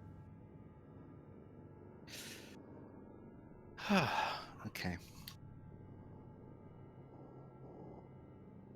So, should we go speak to a random person, or should we go try to find something or someone in particular, or we can just walk to the wall and see what happens? Walking further around, I don't know. I don't know if we'll be able to see children. Just keep walking until we find somebody or the wall. Or find someone familiar, I guess. I mean, there really don't all the is. souls of everybody that's been like that's a lot of that's a lot of That's people, a lot right? of There Yeah. sure They're is. I mean, very big how are We we haven't going killed to that many people. find anybody? Really good question. I mean, this is quite literally like, you know, you're in a city with, for all you know, millions of people in it. Get a big old megaphone out and be like, Blue Heart's in the house. Anybody needs to come speak to us. Yeah, I got a Yeah, picture of you. yes, Goth, there are routines, as far as you can tell, just from looking at the denizens as you step out. Though they be shades, they are moving around, operating as if they have their own daily routines, as if they are going to places. They obviously have no need of labor, or a job, but Food. I mean, surprisingly, you do see some vendors, you do see some people who are trading in goods, although the goods themselves, the food, does not look particularly appetizing. It looks bland and kind of samey. But they function, they're still rough shapes of like fruits and vegetables and such.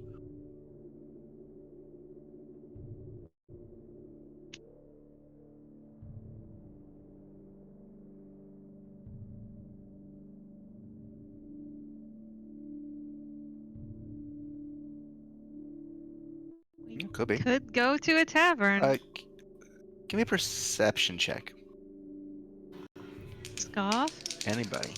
Okay.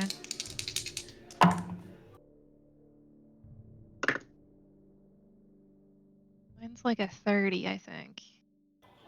Okay. Yes, it's 30. 30. Wow, big number. 25. 25. So I would say, Hooray, you notice this first.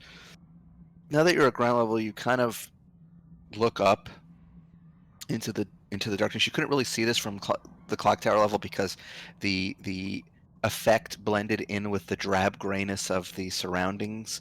But now that you're at ground level and you're looking up at the black sky, it's like pitch black, no stars in it. You notice these what look to be almost like streams of ethereal gray energy that are wisping up from the ground, almost like, almost like in an arc, like a rainbow, like kind of coming up from the ground and then arcing over the city to other parts of the city. Huh. I will kind of point it out. Do you guys see that? There's like trails of some sorts of energy. I mean, it's either dead Mako energy or like the Fireflies from Final Fantasy X. Mm-hmm. Touch it. Seems like I don't know if it's either transporting something or someone or what it is, but maybe we could go look. I mean, it's better than just standing here. Thumbs up our Yeah. asses. Can I The- kind of like try to figure out Yeah. which one would be the closest? Yep, you certainly can. As you get closer, you realize that it is indeed some sort of like a flow of arcane energy, ethereal energy that seems to kind of come from the ground itself, like from a nexus that you find. That you actually arrive at this plaza where there is a circular aperture of flowing energy. Um, the aperture is probably about I want to say 10 feet wide, circular, and this energy is coming up out of it and just going up into the sky. And occasionally you watch as a spirit, a shade, a denizen of this place, either steps into this beam and disappears, and you see like this pulse of energy as it flies up through the ethereal stream, or another, you see another pulse coming back down, and a denizen step out of it. Hmm. So it seems like some kind of transportation sort of thing. Yeah, it does. It seems like a transportation. Is it like only two destinations connected You don't know. sort of thing? You don't know. You look. Okay. Give me another perception check. Now that you're Like closer to when the I. thing. Okay.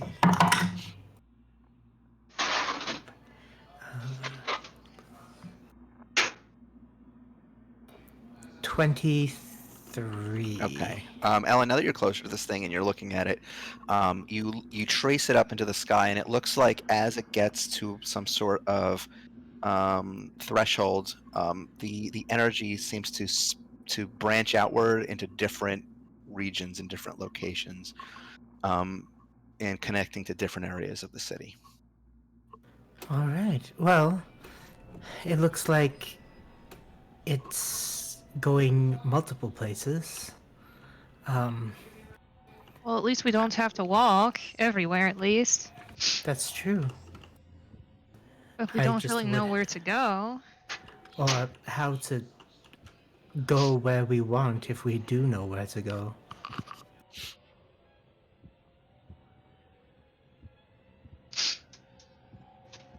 Sorry. Putting my laundry in the dryer.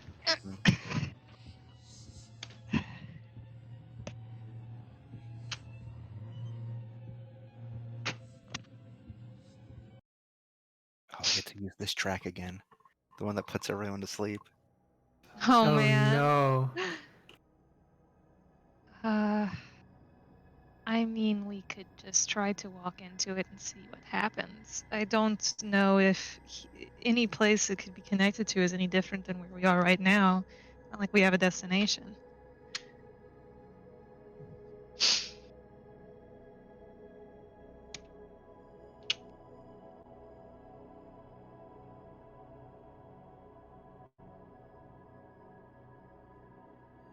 Do we want to try it?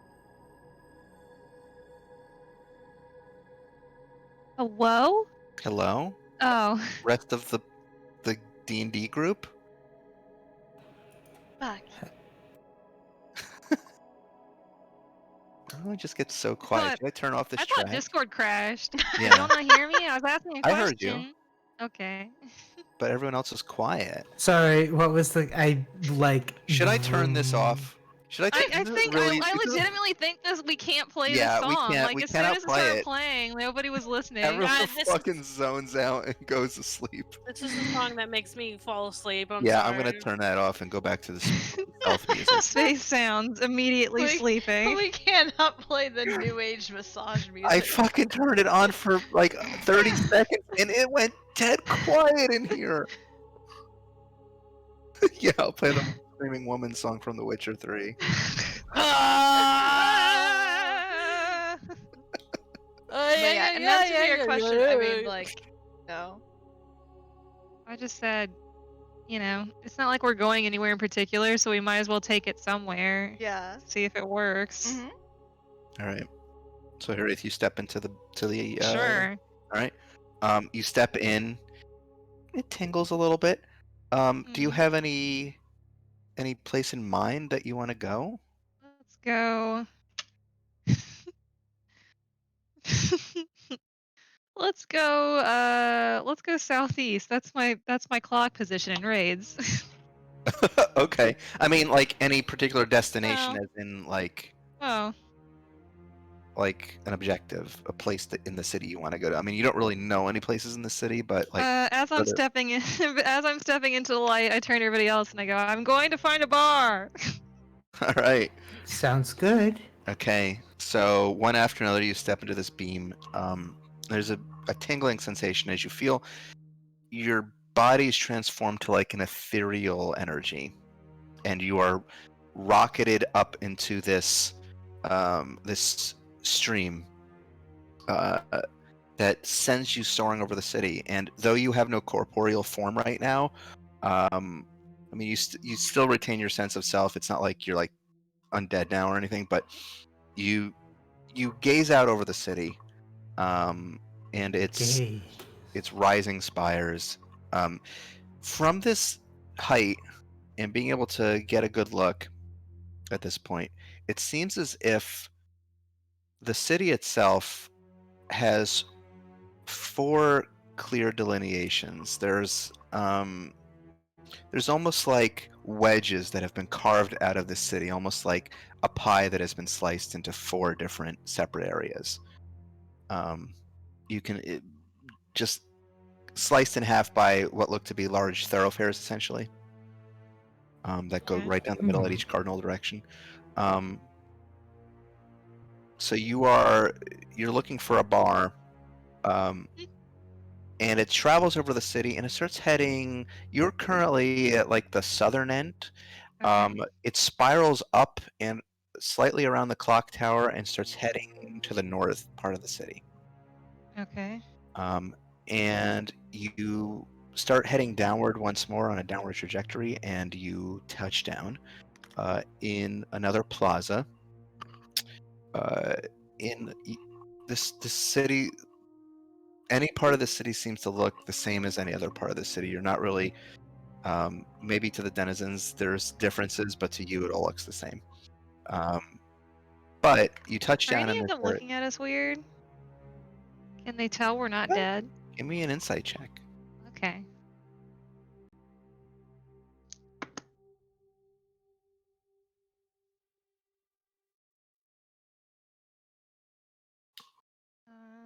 That is a 23. 23.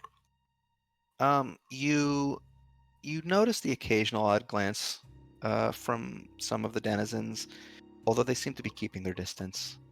It looks like they don't really want to Those tussle people with are the living. alive. Not gonna ruin my day. Yeah, they don't want to. They don't want to deal with the living.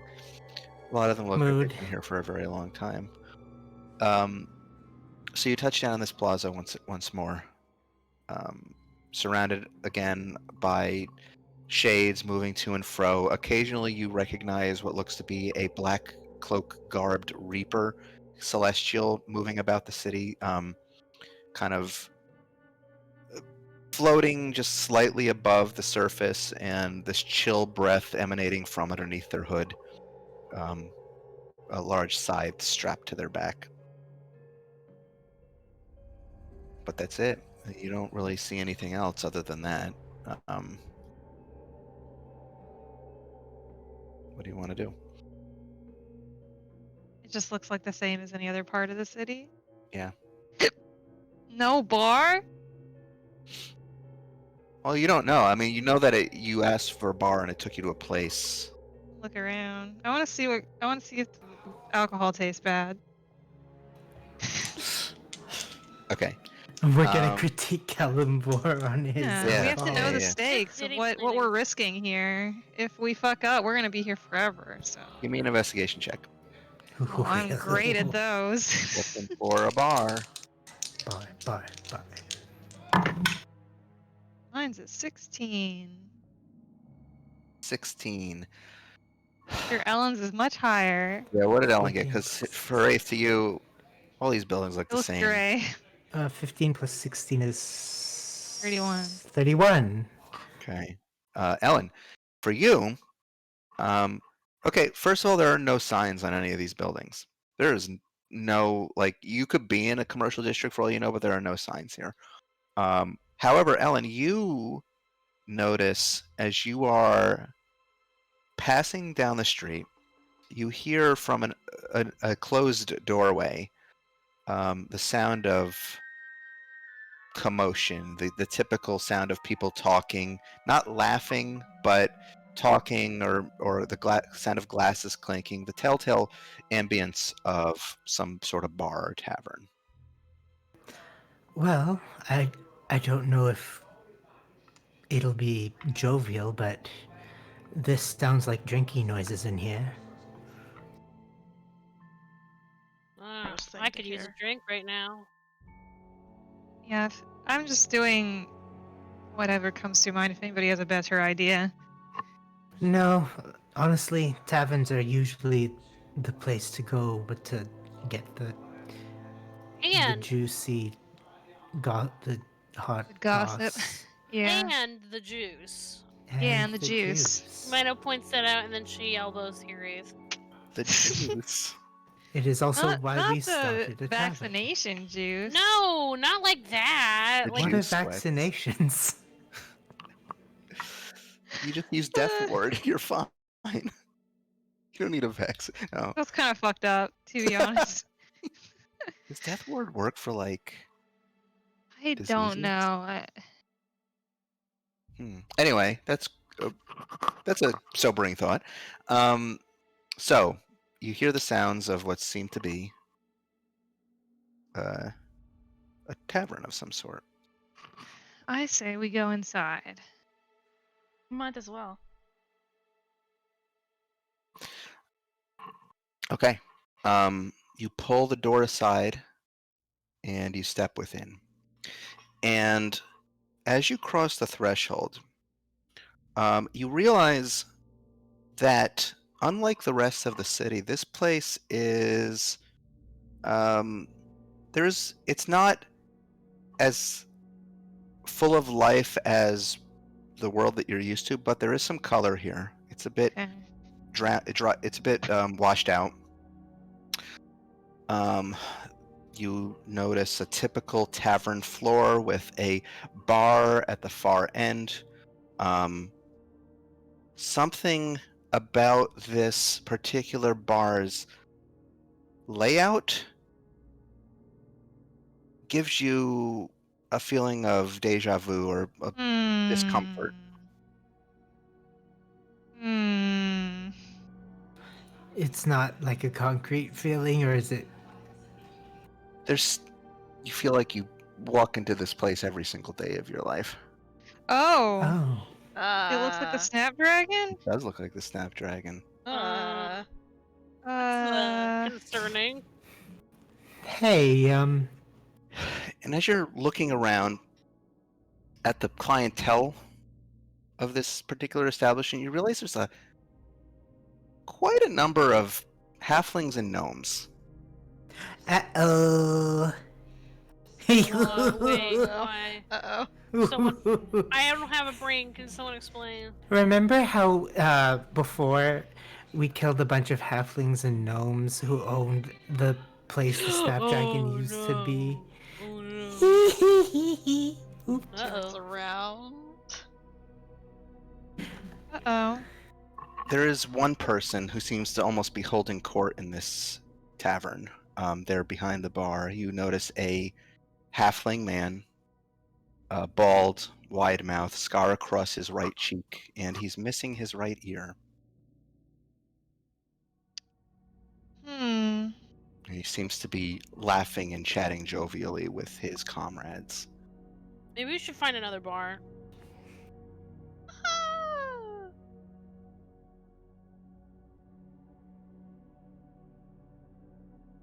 Do we try to like back out?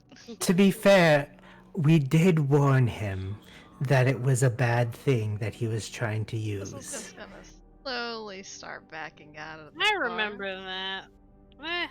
He didn't listen.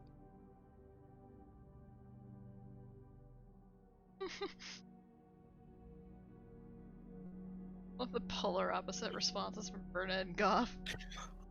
Yeah, what are you gonna do in this situation? Are you just leaving again before anybody recognizes you? walk in? Just like walk in, see everything, walk. It's like that gif of the grandpa from The Simpsons. Yeah, Just- like what yeah, are you? just but Homer what are you Simpson doing? back I think out. it's the big question here for me. Like, what is your response to this?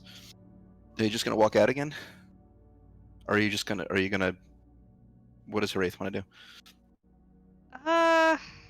This is Heraith's quest. Ellen is like sees this and like immediately turns to like does a 180 and then pauses and looks at Heraith to see. I mean, my response is almost like Verna's. Like, it almost who better to speak with than someone we know, even if it didn't go well. What are they gonna do with it? They were gonna fight us? Sorry. That already did not go well for them the first time. Now they're dead. What are they gonna do about it? Probably best not to ask. You're also but like 15 levels higher now. yeah. Yeah, they didn't level at all because they got lazy. Well, they also died. Yeah. Do you stop leveling if you die? Hmm. Hmm. Hmm. That's an existential question I don't want to think about right now.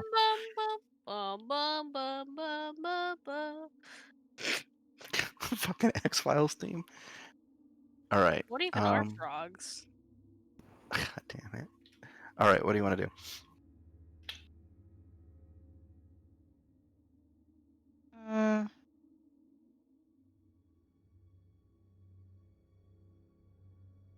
Goff doesn't have to stay inside if he doesn't want to.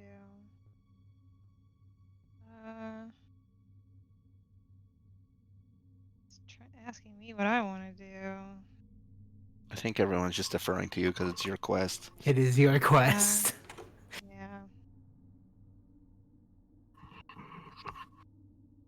I think Mogram sidles up beside you, Wraith, and it says, "Is this what all of you do? You just kind of stand here awkwardly and hope things work out?" Yes. Yes.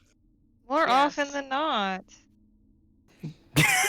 You have the gift of speech, Wraith. I'm sure you can talk to anyone you wanted to. It's in a situation. Don't ever put us. It's true. Never put me in a situation. Sorry. That got me. The real struggle here is me remembering everything about this arc that happened 5 years ago. Yeah, right? They had a drug Yeah, they did. that turned people into zombies. No. Well, that was a byproduct. Oh, that was the byproduct. That was it was a drug called gray matter, I think. I think that was the name of it. It Right. gave people who didn't have magical powers, it gave them magical powers.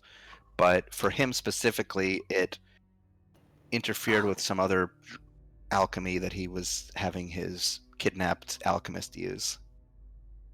Right. And it ended up turning him into a zombie after you killed him. We did warn them before we killed them. Right? How nice of us. No, We didn't warn you didn't them know before any we killed better. You didn't know anything at the time. them. We didn't know. We didn't know how to negotiate. You didn't. No, You snuck we- into their you killed a bunch of their guards, snuck into their compound, and killed their leader and the rest of them. Oops. Because you thought that they had they were keeping someone captive, which they were. The guy you needed to talk to, but you didn't. You just went in. We went into You went murder. in a bit murder hobo, if I'm honest. Back in the day. We did. I mean, That's what we did. to be perfectly fair, It's what you do. No, PPH, we were playing D&D. exactly. you were playing D&D, and I don't fault They Murder they should know that. They should have known. They should have fucking known we were playing. They're like, oh fuck, it's 5e. Guess we gotta fight. Anyway, Fight E. Get it? Because. Get it? Yeah. all right. So enough. I think your brother is kind of looking to you expectantly, or to your friends, Yeah. like any of you, basically, to just sort of pull the trigger and do something. All right. I'm thinking.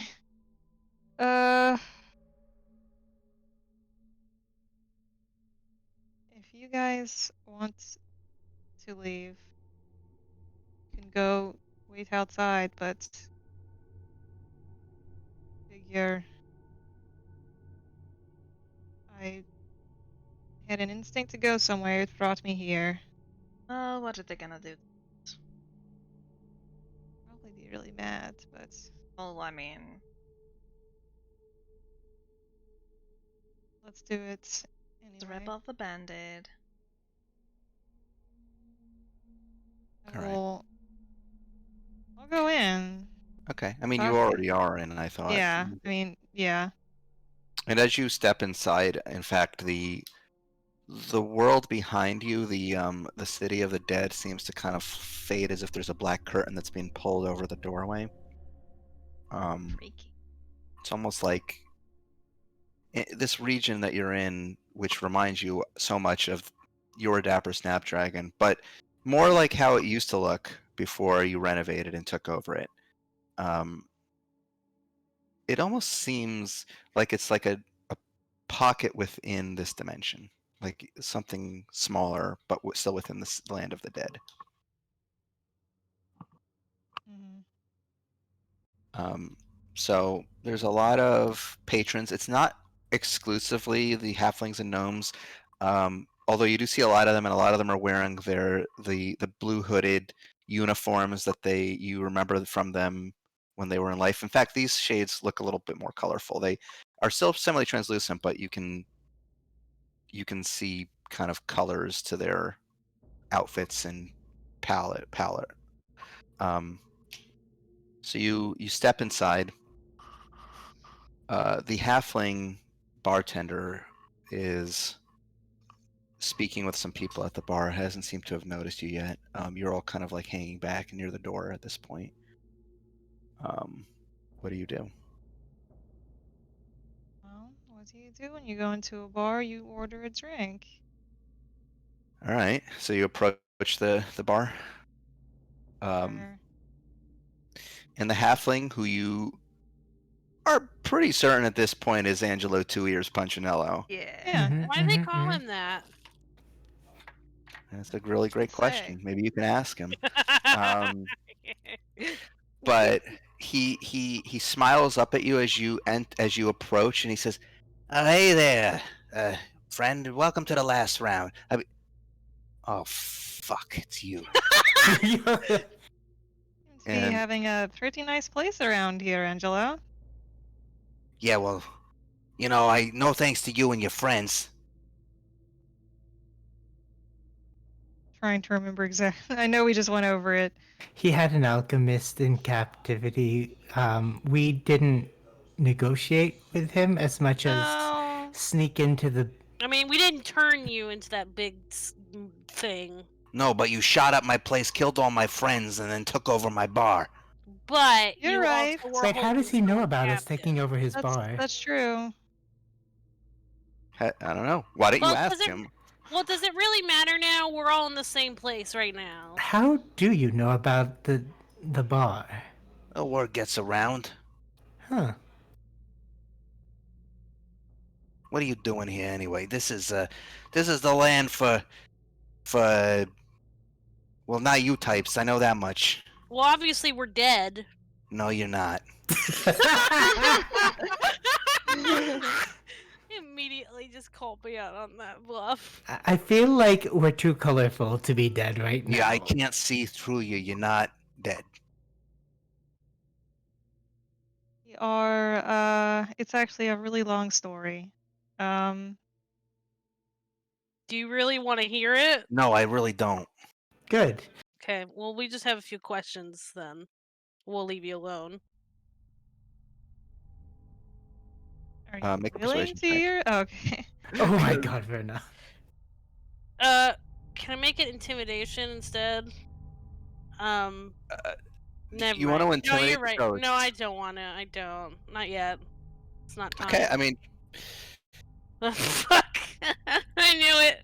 I knew that was gonna happen. you taking a drink or not? Yeah, I'll definitely buy a drink. Good, because even though there's no use for money in this wonderful land of ours, I'll still take money from you. Sure. Because You have to Is sell. that how we? Is that what we have? Is that what we can do to get information? Then is give you money. hey, I won't be opposed to it. Do we pay them just like gold? You don't know. You could try. Well, first tell me what you have to sell. He starts looking around underneath the bar. He says, "Well, what do you want? Hopefully something This is a that's not magic bar. I can just pull out whatever. Whiskey. Whiskey, Neat. done." And he puts it down on the counter. 100 Just- gold. No. All right. And he takes the whiskey and he puts it back. No. Sorry, that was. No. Okay. It's really true about what they say. The prices are really inflated here. I said I'll take a mead. All right. A mead. And he takes out a mead. 100 gold. That's what I'm Hey. saying. I'll pay him Yeah. 100 gold. All right. He takes the gold from you. As soon as it passes from your hand to his, the gold gets like translucent as well. Like it turns into ghost gold. Oh, ghost Oh, gold. gold! We killed it. You I can't killed our believe- money. We found out It's how gone to out of kill circulation. capitalism. And he hands you a mead. I take a sip. Is it any good? It's vintage. It's been aging for quite a while here in the City of the Dead. No, it's not bad. It's actually pretty good. Yeah, well, I figure, you living folk don't come around here for no reason. What are you doing in my establishment? Honestly, we're just looking for information. I wanted to go to a bar, and we showed up here. There's Oh, well, nothing. I guess the city has a way of pointing you to people who you might have come across. Like, All right. The 100 gold will get you some information, too. What do you want to know? is there any way to get out outside the walls?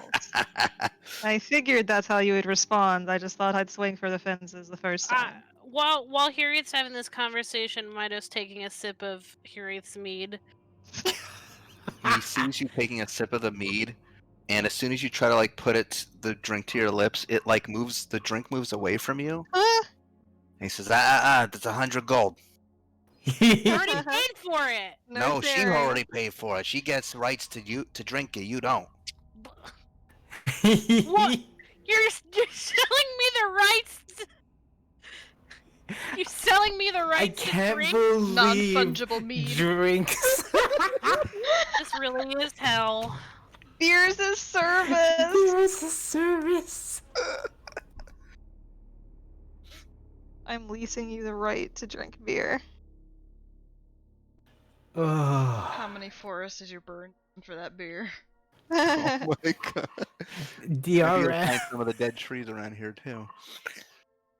DRM. So what is your- DRM. What are you asking? Sorry, we got sidetracked. Asked him if there was a way out Um, And he outside of the laughed. city, and he laughed at it and he said, "Oh, no, you ain't the first person who tried. That's for sure. I mean, those you see those big statues at the wall? Yeah, They keep Mhm. anyone from getting out. yeah, that's what I figured. What? Are they alive or it- sentient? The locals call them the scythe guards. They kind of end up knowing when anybody crosses the threshold, and they come to life, and they stomp and they swing their big scythes as tall as a building. It's It's not pretty. Dead people, I though, mean- right? Sorry, what'd you say? Dead people, though, right? Like, do they make an exception for? No, they don't make an exception. They're not that. Figured. You try to cross that, they're gonna go swinging at you and keep you in. Those things are built like mountains.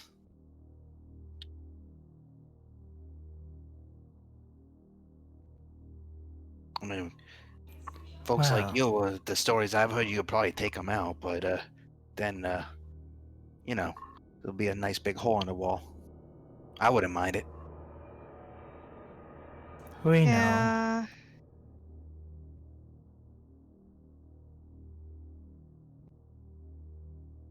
I will pensively drink the mead.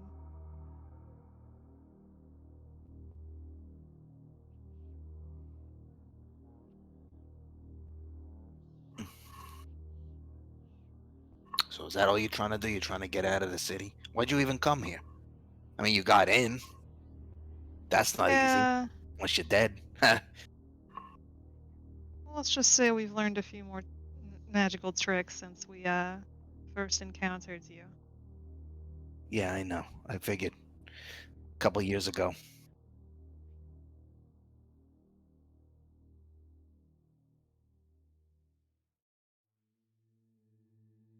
So what? You came here to go on vacation to catch up with old friends? I am trying to renegotiate the contract of my ancestral family with the god of the Oh, dead. swinging for the, I don't know. What do Yeah. they swing for these days? I don't know. It's been so long. But the Bofa. The Bofa, yeah. Damn it. Well, I don't know anything about that, so No, I You don't know expect about you to. Bofa? You don't know about Bofa? he looks perplexed.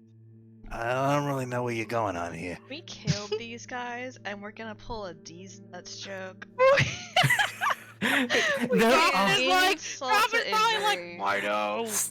Stop! They're already dead. Literally.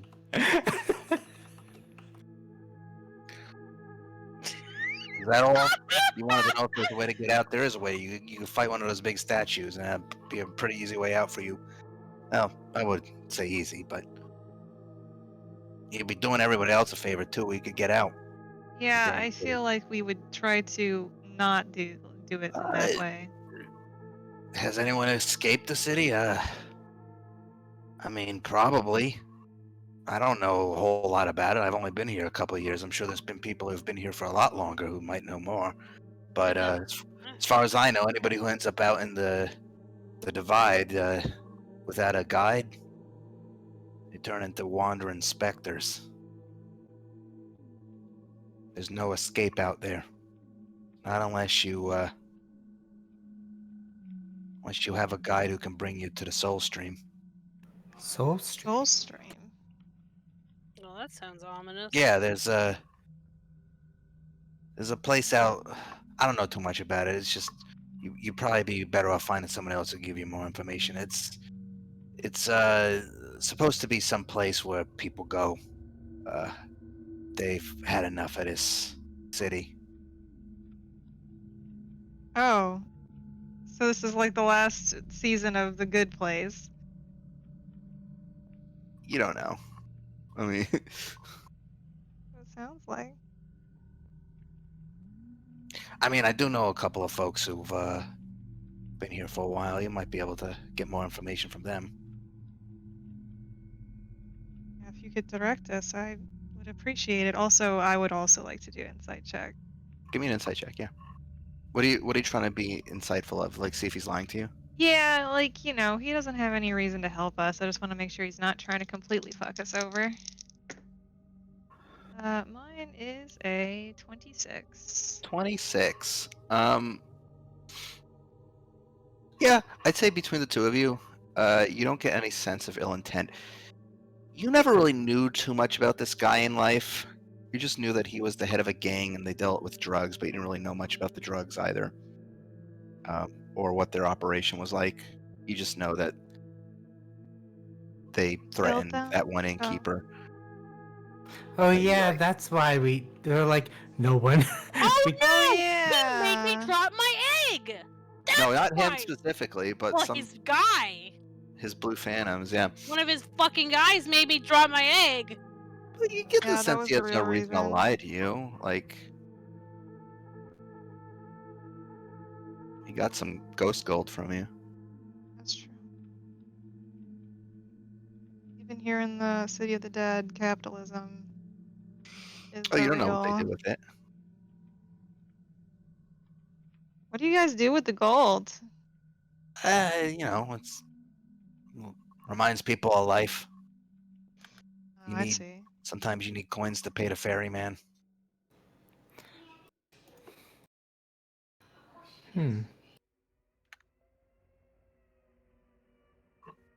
Ferryman. Yeah, out by the soul stream. Oh.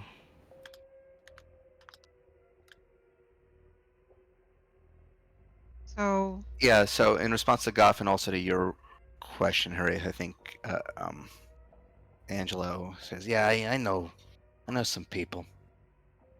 These four have been here a while. Um, let me, let me get their address." And he kind of like flips through some sheets of paper that are under the counter, and he pulls out a piece of paper and starts writing something down. It's ghost paper. ghost paper And he hands it to you, and as soon as he hands it to you, it from a becomes ghost tree. regular paper. Okay. And there is an address on it that indicates street and neighborhood numbers for a quadrant of the city known as the Promised Ward.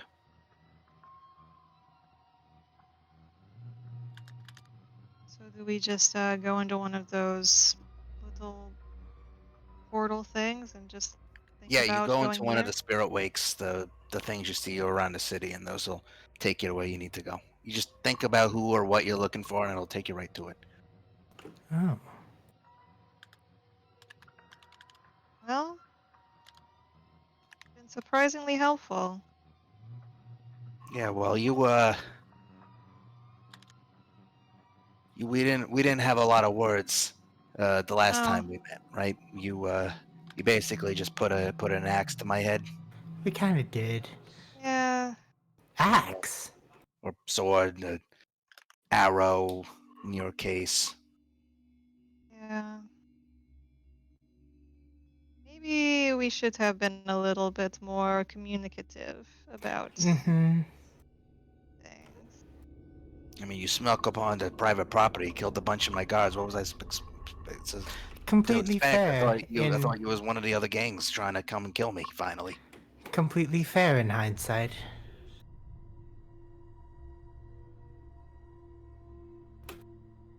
It's definitely something we do differently.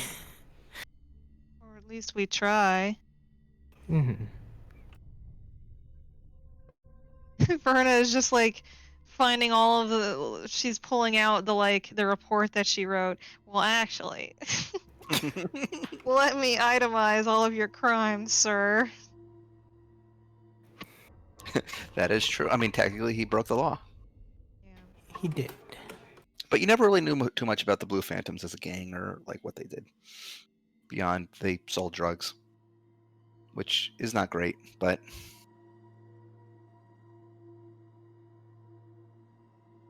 Yeah, we also don't really know that much about.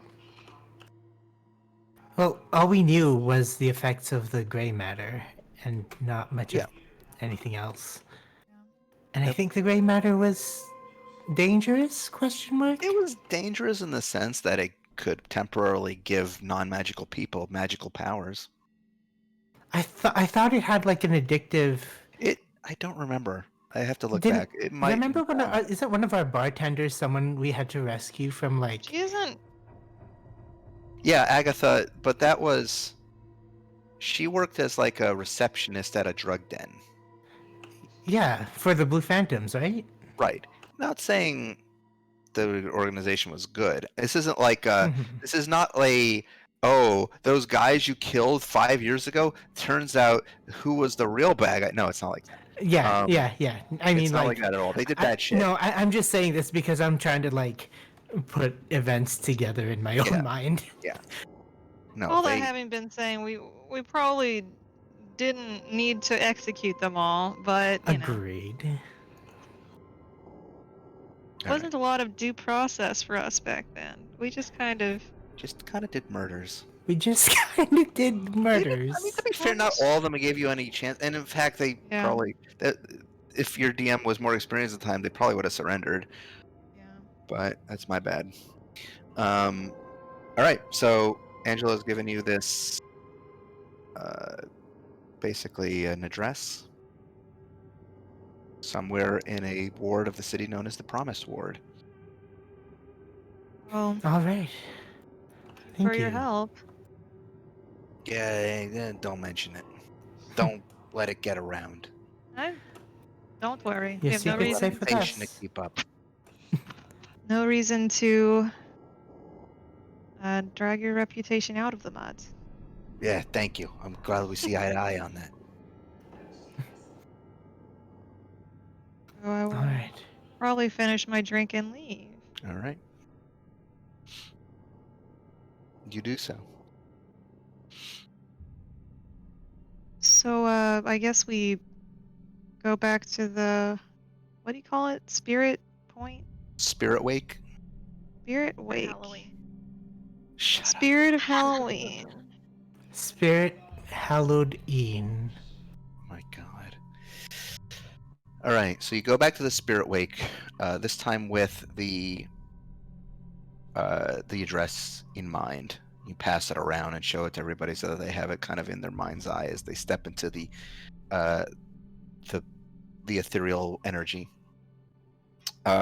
This time, the energy shoots you up over to the city and deposits you in a place far to the east.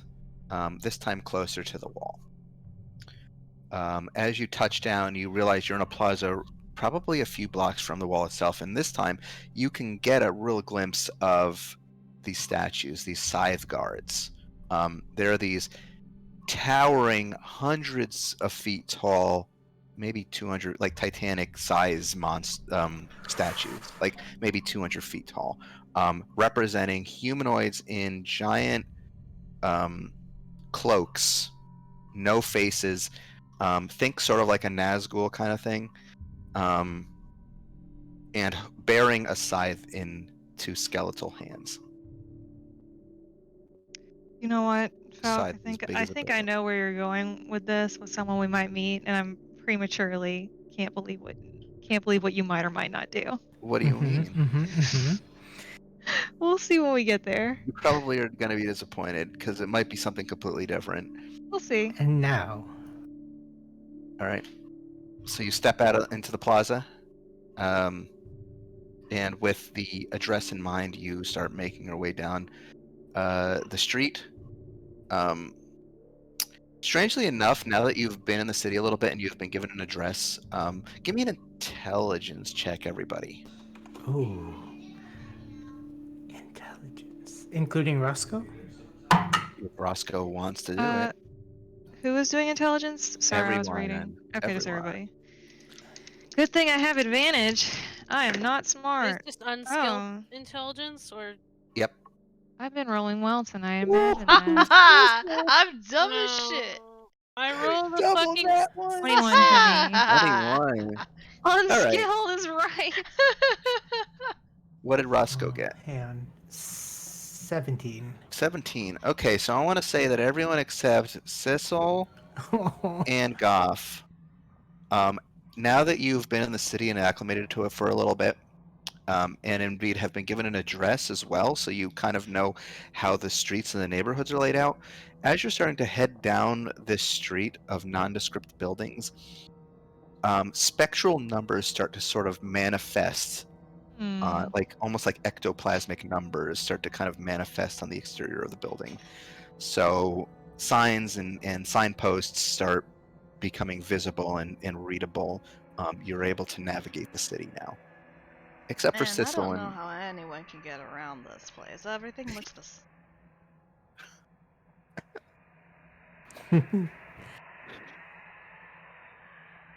all right. Harith, you come to the address that you were given by Angela. It looks to Yes. be the exterior facade of almost like an apartment building. And the building is just like a stoop that leads up to a kind of a bland doorway that leads up into a building. And you were given an apartment number. What is the apartment number? It is apartment 504. We will go to the 5th floor then. All right. You come to the 5th floor, and you come to the apartment number you were given. It is just a simple wooden door, although you hear something strange on the other side of that door. You Kinda hear strange. the sound of what sounds like whistling wind, and the occasional sound of, like, you know that sound that happens as snow settles, the kind of Oh shifting my and crunching god. sound? Yes. I think I was right. I'm gonna knock on the door. You knock on the door. You realize it's unlocked, and the door kind of creaks open at your just the knocking that you give it. The door slowly creaks open, and you stare before you at a snowy exterior. It looks like you're outside again. It looks like a compound that has been built into a snowy, secluded area. There's a number of cabins on the hillside, and in the distance, over the cliffside, you can make out in the distance the throne of the world. Uh-oh. Is this the Oh. guy that we got killed? No, Oh, that Oh, was that's my what I was guess. thinking. Yeah. Like it'd be No. like nope. But this looks like a place you've been to before. is This it the is same place we went to hire that guy? no. Oh. Oh, is this I don't know where is it DeGauld's? It's not Yes. DeGauld's. It is. Oh. Uh It's a bright, clear blue sky out here in the frigid wastes on the DeGauld's compound. Although there are obviously more than just DeGauld who lived here. There are 4 cabins in total, and one of them being the workshop that you had made your viol in. And you notice there is a dwarven man up on the cliffside in front of one of the cabins chopping wood. This dwarf, he has a fairly rough-looking face, but an impossibly bright and fiery orange hair and beard, and mane that just runs down his muscular shoulders. This is a dwarf that shut up. This shut is up, a dwarf Patty. that Sissel has seen before in a vision. This is Oh. a dwarf that many of you saw as a specter, and in fact, a specter after you freed his spirit from a death knight. Oh. Oh. I The- don't remember this at all. Oh, my brain is coming up short. I'm so sorry. You recognize this as Angus Forgestone, Angus the Bloody Cleaver, one of the 4 Oh. heroes. Oh. Yo. Was like yeah. there was like the tomb and everything. Yeah, he was. Yeah. He was the fighter on their group. The one that Mito now bears the Avatar Stone for. Yeah. Uh, Oh shit. Oh. And as you watch him continuing to chop wood, you notice that there is smoke coming from some of the other cabins. Oh. Oh my god. Um, Should we say hi? We should say hi. we should we should say. Uh, Hideth, do you want to take point on this?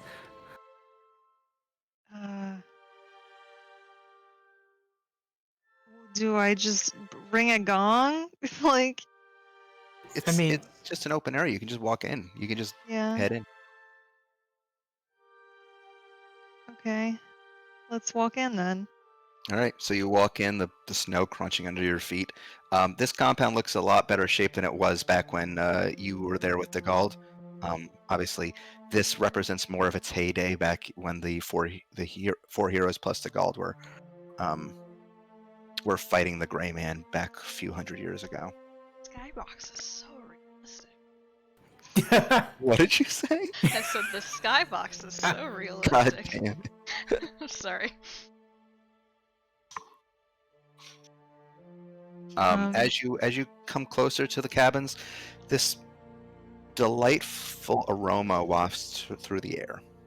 You realize that somebody's cooking.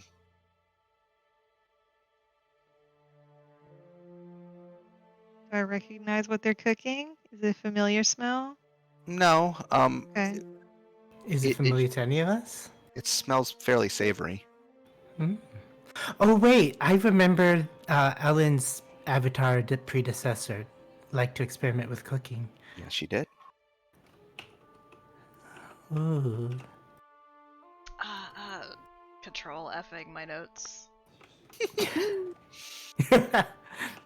Falk is enjoying. I love this arc. It's From 2019, by the way, y'all. Oh wow. Jesus Christ.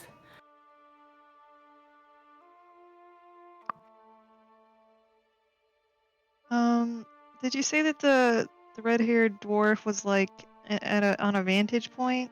Yeah, he's like up on a higher tier of the you know how the mountain was kind of sloping a little bit and there were different Yeah. tiers where the cabins were built. He's a little Yeah. bit higher up. He's out front of the cabin chopping wood. Well, I was gonna try to wave, but he seems busy. Oh God, they're all busy. No, I'm kidding. Just thinking about my real world anxieties. It's okay, I can Yeah. ruin it. Hello! I'd say at that point Angus looks up at all of you having entered their little pocket dimension, and he does kind of like that, like that Spider-Man pointing at Spider-Man thing Yeah. at Mido in particular. And then he says, "We have company." There's some movement from some of the other caverns, and three other figures step out into the snow. You recognize a human man, sort of kind eyes, hair kind of trim and neatly coiffed. You recognize this white-haired and white-bearded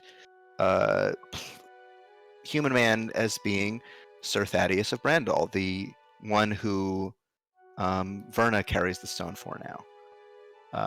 The one who was the representation of the judge that the judge took when you fought him. You also see another human man step out, black dragon scales under his neck and his arms. Sir Edmund, the Archmage, Sissel's predecessor. This old is Leonardo DiCaprio pointing. Yeah. And then finally, a elven woman in this flowing black cloak that she pulls around herself, straight raven black hair, piercing green eyes. Velis, the true arrow, the one who was Ellen's predecessor. Which one was Mido's predecessor again? Angus Forgestone, the dwarf who was out right. front. Big Yeah. dwarf. Yep. I think Edmund is the one who steps forward first, and he says, "Well, isn't this a surprise?" Oh And Well, you wow. didn't expect to see us show up, huh? No, not at all. He steps down off the mountain and toward you. He says, "What's you all doing here?" It's a long story. Um, I say at that point, Velis, who is walking up beside him, um, she smiles and she says, "Well, is it a story that can be told over a bit of lunch?" I would say absolutely. And come, I'm just finishing up.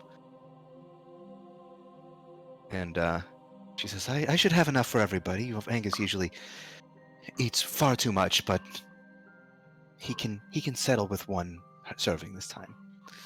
And you hear Angus kind of grumble a little bit. So as you're kind of heading back up the mountain toward the cabins,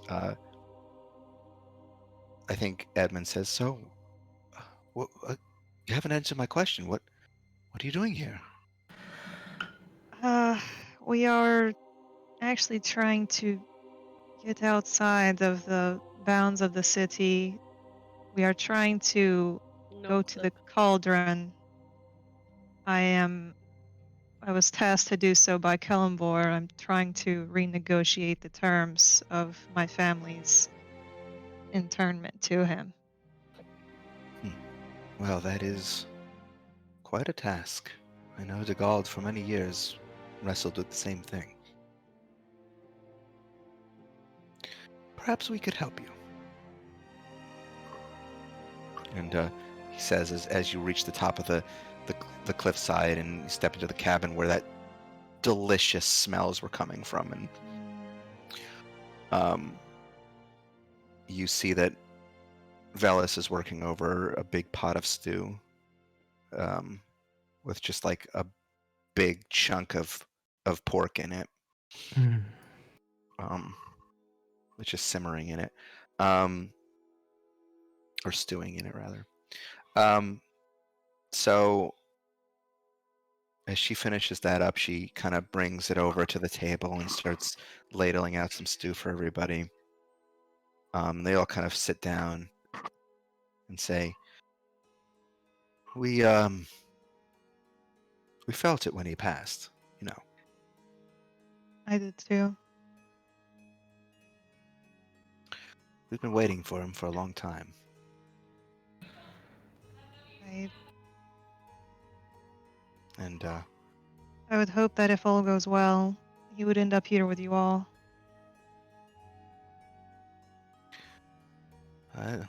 that is our hope too. See, we're not actually technically denizens of the city. We don't have to be here. And that's when Angus kind of, like, as he's still kind of chowing down, he says, "Aye, but we're gonna wait for the old bastard." You're good friends.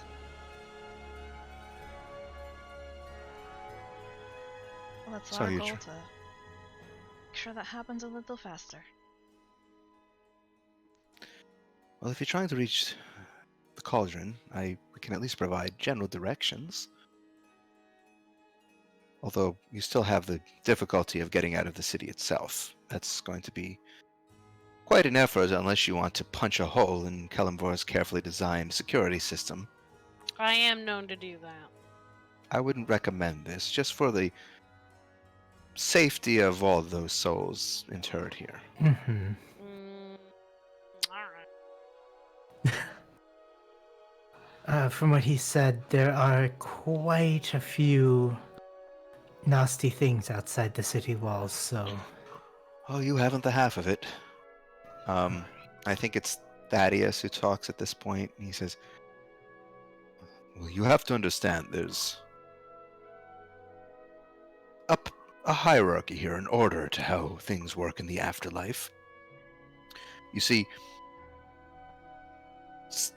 shades remain here in the city if they have not been pledged to a deity or a fiend, or if they have not yet made the decision to reincarnate. They stay here within these walls. Now, if they decide to make that journey to finally begin again, to reincarnate, or to accept, possibly through acts of penance or prayer, to adhere to be in a deity's calling, they can be delivered to the soul stream, where the ferry will bring them to their destination. Now, they can't exactly leave unless they have a guide, a patron, someone who will speak for them to the ferryman. Excuse me. Certainly, there are those who have tried to escape,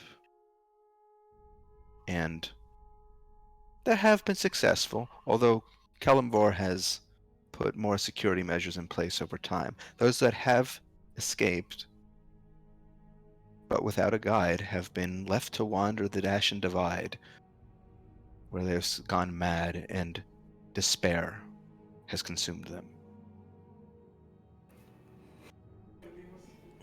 I assume the ferryman will likely not lend us aid. If I could not be certain, but it is possible that if you act as the patron of a soul wishing to reincarnate or make their final journey from the city, then perhaps you can at least leave the city and get your way to the soul stream. If you can get there, then by speaking on behalf of this soul to the ferryman, you can at least earn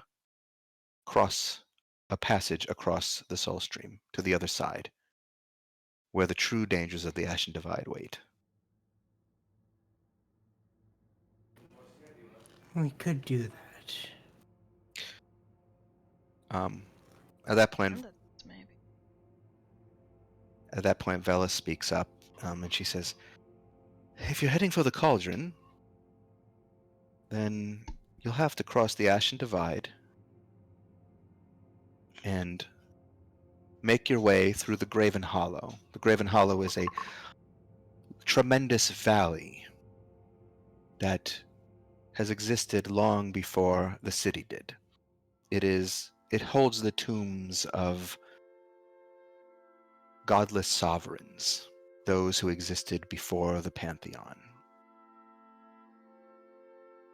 Beyond the Graven Hollow is the Ossia Spire, a spiraling mountain of calcified bone.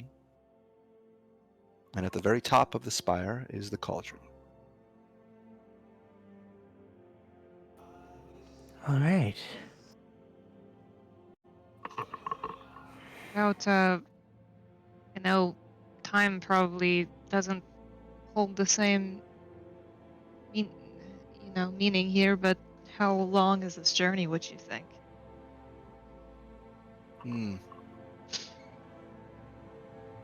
Depends on how fast you move. I'd say it's at least a day's journey to the Soul Stream. Maybe another day or two to get to the Ossia Spire. See. We've heard. Do you have any advice about what it is we might run into out there? We've heard the danger posed out there will be very potent to us. Oh.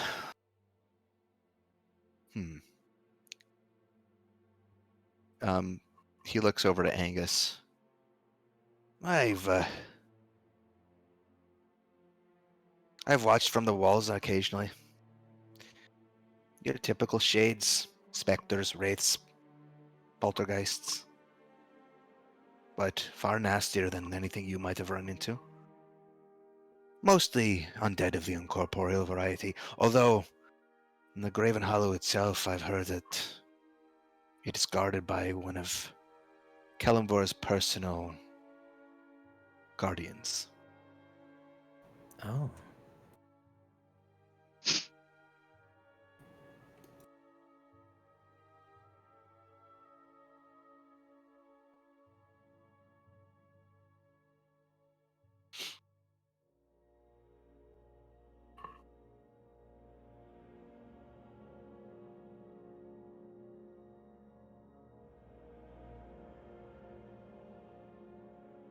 Well, I haven't exactly gone out there myself.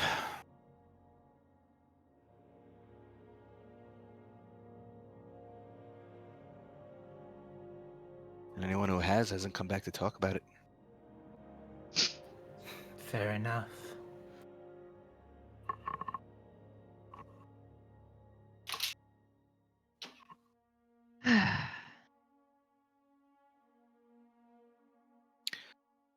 Um. All right, never mind. Sorry. Gonna say something that I thought better of it. Did we get the direction that all of this is out towards? Past the soul stream, right? Past the Soul Stream, Yeah. right? Mm-hmm. Is the Soul Stream inside the city? No. Oh, do we take wouldn't- the ferry there, or is the ferry something you get on when you get there? So basically, as it was explained, once you leave the city's walls, past Right. where the scythe guards are guarding, you cross the Ashen Divide, at least the first part of the Ashen Divide, which is basically this big ashen valley outside of the city proper. The Soul Stream divides the Ashen Divide in Okay. half. All right. The Soul Stream is basically a big river of souls. Mhm.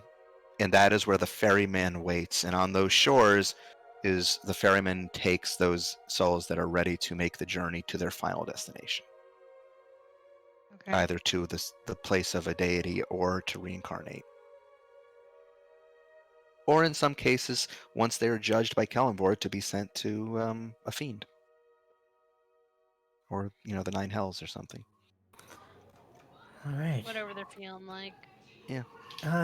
You wouldn't happen to know where people who were looking for patrons wouldn't happen to congregate anywhere, would they? Oh, not in particular. I'd say if you had anyone particular in mind, the Spirit Wakes can take you to their general location. Although, this city has a way of bringing you to people you may have come across in life. Yeah. We've noticed that. Yeah, we have Mhm. noticed that. Which is useful, I guess. Useful, awkward. Yeah, it's kind of awkward. That All can right. certainly be that.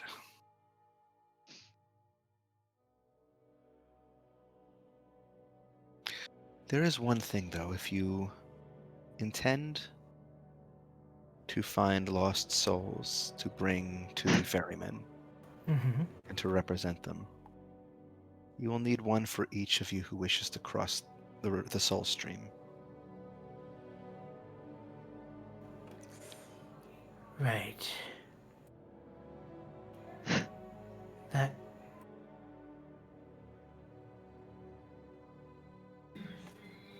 I mean, that's definitely something we could do. So it's essentially getting out of the city because we're uh, You're- sponsoring. Yeah, you're sponsoring someone. You're going to be their undead sponsor Right. to reincarnate or whatever.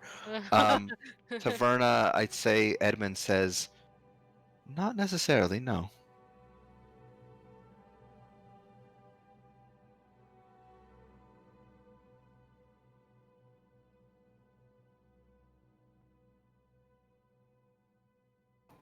All right. You'll find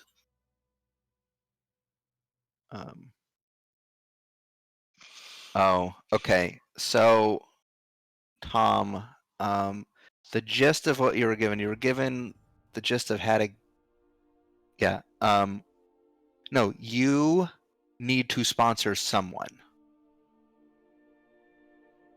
So, if you want to leave the city without murdering a few scythe guards and busting a hole in the wall, the other way to do that is to basically be someone's sponsor to board the ferry at the Soul Stream to go on to their final rest or to reincarnation.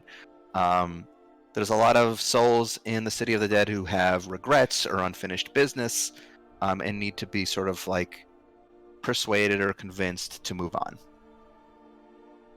It doesn't matter. We Um, have potentially met a few people who we could maybe do a little bit of a Yeah. so desire. Once you get past the city, you can bring them to the Soul Stream, see them on their way, and then as payment for being the sponsor, the ferryman will ferry you to the other side of the Soul Stream, where then you would have to make your way to the Cauldron, going through Right. the remainder of the Ashen Divide, down through the Graven Hollow, up the Osseous Spire, and then at the very top is the Cauldron. And you need one soul basically for each of you who wishes to cross or leave the city. I think at that point, Edmund would kind of explain a bit about the layout of the city. And he would say, the city itself is divided into 4 wards, each corresponding to essentially those who live in that region, those neighborhoods, have different cause to remaining within the city. Right now, we're in the Promised Ward. We are those who have been promised to an afterlife but have not yet moved on for whatever reason. Perhaps we are waiting for someone else, or are not quite ready to make that final journey. In our case, we're simply waiting for our final companion. Mhm.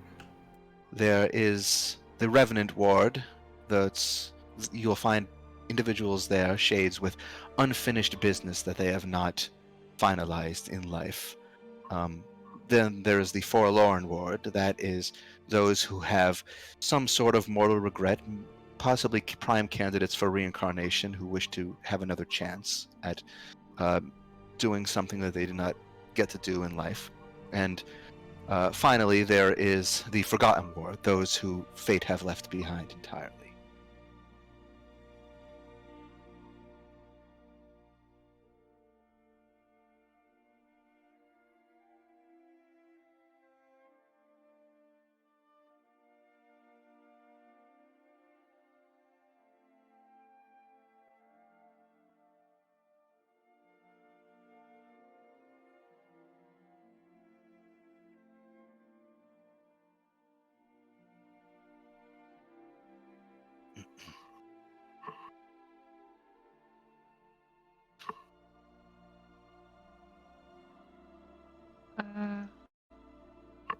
Somebody asking something? I don't think so. Okay. Well, I certainly think that is preferable to getting into a fight with Elvor's guardians and busting a hole in the wall. Agreed.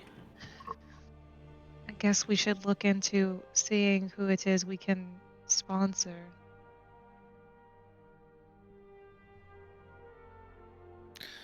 Well, if there's anyone that you think might be here, someone you might have run across in life who is no longer of the mortal plane, then you simply must think on them, and the city will bring you to them. But who? Otherwise, you're welcome to wander. Maybe shuffled off this mortal coil perhaps a bit too I early. want to thank you for all your help. We'd probably be wandering around aimlessly without having spoken with you. Of course, how could we refuse? It's nice to be able to chat with our successors without being called upon through the stone. Yes, Mhm. imminent fear of death. Bit of a strain on light conversation. I suppose that's one way of looking at it.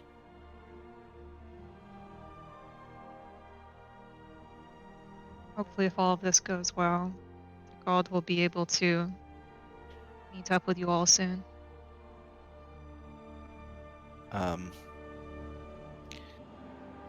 I think Vela smiles at that and says, one can only hope.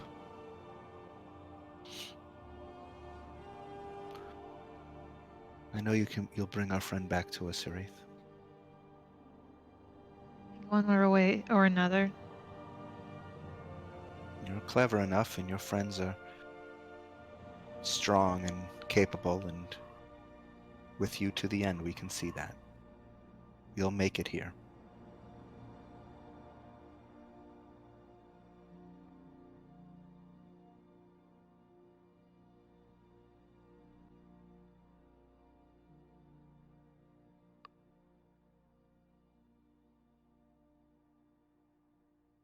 I will nod to what Goff said and there's nothing more to be said. We should probably get on our way. Of course. Take some stew for the road if you wish. Don't mind if I do. Got Tupperware. Yeah. They have Tupperware in the City of the Dead. Sure, why not? Ghost Tupperware. Just goes right through. Oh. Not very useful. It sucks. All right. I don't know, Falk. You're the one who invented Ghost Tupperware. Yeah, you're right. Gupperware. Ghost Tupper. I don't know how I feel about I don't like Tupperware. that one. Number 15. No. Sounds like a Coke Pokemon. Patty. Good Geggus. This sucks. This sucks. All right.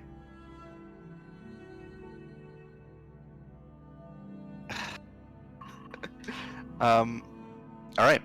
So, with this knowledge in hand, is there anything else you wish to inquire of the four?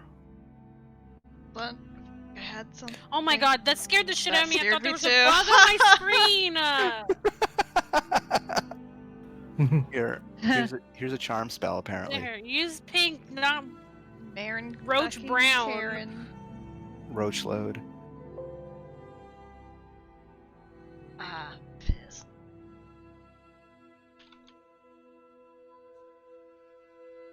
I'm There's the trying Revenant to- Ward, which is a ward for those with unfinished business. There is the Forlorn Ward, which is a ward for those with mortal regrets, which is distinct from unfinished business in that, like, they don't have any like tangible unfinished business, but they wish like things had been different, kind of thing. There's the Forgotten Ward, which are those that have been abandoned by fate, basically completely forgotten. They have no hope. And then there's the Promised Ward, which is where you are now, which are people who don't necessarily need a sponsor. They are people who already are going to move on to a promised afterlife, but are maybe waiting for a loved one or getting ready to move on. So your best bets for finding people to sponsor would be in the first three wards.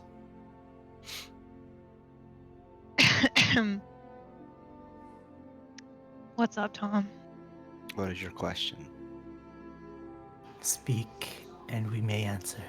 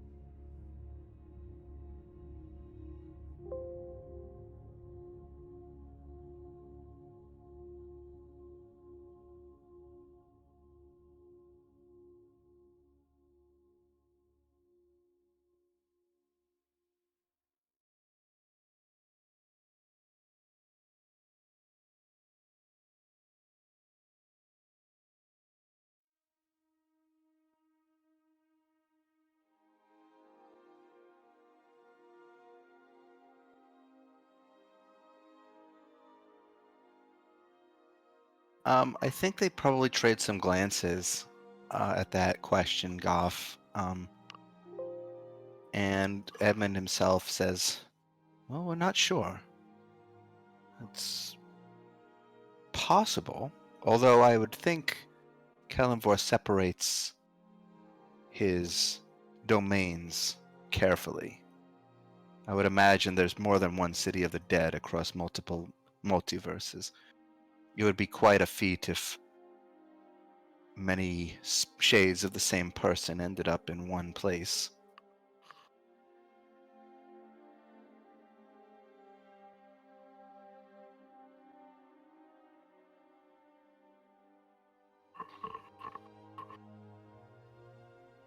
I actually have a picture of the metaverse in my notes for the next campaign. It's all kind of separated. So yeah, you would not run into like people from other timelines or Yeah. dimensions here. Yeah, it's not as much as cool as it would be. No, you're not going to run across the Black Hearts in this city. Aren't they like? They're like a tree. Yeah, aren't they a tree? They are a tree now. Yes, they're a bunch of trees. We're turning a lot of people into trees in this campaign. Yeah. Symbolism. Yeah, like Yeah. Yeah.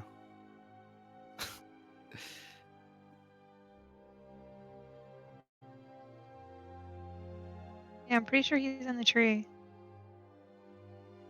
Yeah, Stormwalk isn't here. Yeah, he got reincarnated already. He's already a tree. stop. I Not don't that even- color. I don't even see it anymore. Something's gone wrong with mine. It doesn't show it on my screen. It's weird. Every time you use that black one and it goes across my screen, I keep thinking there's a big ass bug. Maybe there is. No, don't say that. Kill you. We already went over this. Ellen's mom's not here. Yeah. Samantha was a follower of Agma, so when she Agma died, these. she went to her afterlife. Agma these. Stop it, Lauren. We can't go anywhere. Sorry. Well, I'll throw this out here. Like, one of the only people I remember us having die was the person that we were too slow to get during the Beast of the Black Vine Well. Didn't she Avina? like go to her Yeah. own thing though? I don't know if she had a deity That was Avina, and I think or anything. I just realized I've been muted for God knows how long. Uh-oh. Oh no! Oh Red. no. Oh. Are you okay? Yeah. I'm sorry. Nope, it's my fault. I was just like, why is nobody responding to the things I was wondering why I was so say? quiet. I'm sorry, Red. Nope, that's on me. Anyway, what I was saying was, I think Avina had her own thing. Okay. That was the only thought I had about somebody we could try to I find. mean, you since... could try to find anybody if you think of someone. Did Avina have her own thing? You don't know. If you're not certain, you can still think about her and try to use the thingy and see if it Even takes if she did, you don't know what happened to her after death. Mhm. Peter. I think I'd like to see if we can't maybe seek her out if possible. Yeah. Sorry we were too slow to stop you from bleeding out. Stop We eating me. In our defense, we were only like level 7. You Only. are. We were only level 7 and there was a miscommunication. Wow. Tom's putting the blame on me. I mean, how? I'm not gonna tell you that a character's still alive if no one wants to do any checks. I think it was partially because like the one person who was actually like good at that and could have maybe like gotten in and gotten out without like significant consequences was AFK, and like like not like voluntarily, and so Is that we were just me? like, wait, no, that was No. Mel. Oh. Hmm. That was Don't you probably dare apologize, Mal. No, it Are- literally was not your fault. I remember this so vividly. Was Mel's mom? Did Mel's mom? Yes. Did Mel's Verna's mom mom might kill an have. NPC of ours Mel's because mom she had killed him make Avina Crow. cheese and crackers? Yes, Yeah. that's exactly what happened. That's exactly what happened. Well, also, I mean, nobody wanted to Just- actually. You saw a body in the center of the room, and your immediate thought was, "This is a trap," and then you didn't go any further. Yeah, Well, it usually is. it is usually a trap. In this campaign, yeah, maybe that'll be one of the demons you find in the abyss. Yeah, Mel's mom. What is this binding of Cast, Isaac? cast a mind control spell that Cheese forces and you to make cheese and crackers. crackers. This is awful. All right. So is there anything else you wish to ask any of them before you head out into the city and start looking for souls to save? Was trying to find it in my notes to see if I had already gotten the answer to this question. I don't remember, and I can't find it. So, What's your question? hey Edmund, Yes. we came across your cabin and like the land of the living, and you had some notes. What were up with those? Oh, you found my notes. About the doctor. Yeah, did you ever meet him? Of course I met him. Okay. He came to me.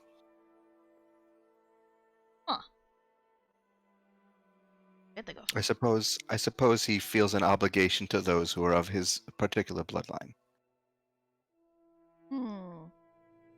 We had to go find him ourselves.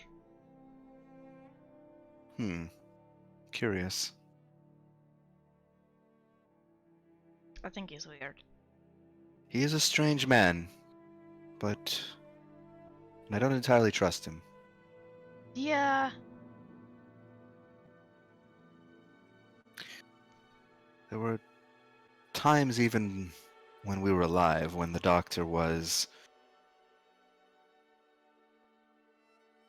He seemed to treat us and our stones, our avatar stones, our quests to rid the world of the Grey Man, to save Athara. He treated it as if we were an afterthought, a plan B, as it were. Oh, you mean like a B team? I suppose that might be one way of thinking about it. He's definitely spelt a little bit. I mean, he's always standoffish. He's always weird. I'm probably... No.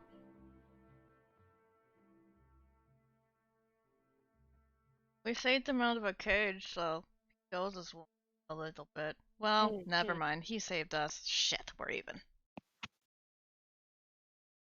I gently pat Sissel on the shoulder. It's okay. Find something. Yeah. If it matters, even though I don't entirely trust what he might have in mind, I do believe he is earnest about his desire to see no harm before this world. Yeah, that I can believe. I think he's at the very least on their side, however. Whatever that means at this point. I don't think he's working for Gondadar or anything. That would be fun. Absolutely not. Ganadar was responsible for the destruction of his planet. Yeah. That man has suffered, well, man, dragon, has suffered so much death. What? Shut the fuck up, Red. Sorry. What did you Word say? association. He was a dragon man. Maybe he was just a dragon. God damn it. But he was still... He has seen a lot of death in his millennia. I don't think any of us can truly understand what goes on in that creature's mind. Yeah. Well. It was good seeing you. You know, in the flesh? Oh, Not like I mean, you're sort of kind of a ghost, because you're technically dead, but you know you're not, like, through the stone. You're a little more tangible than you'd normally be.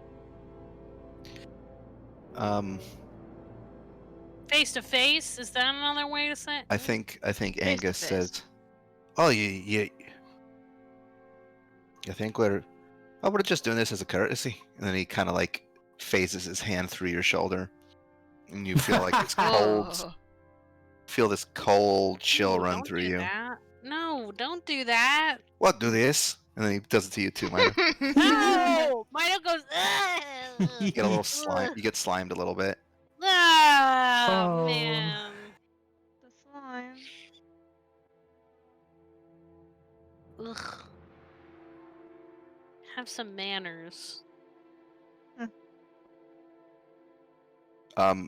Thaddeus just kind of, Sir Thaddeus just sort of glares at Angus a bit and says, "Dear, could you please leave them alone?" Hmm.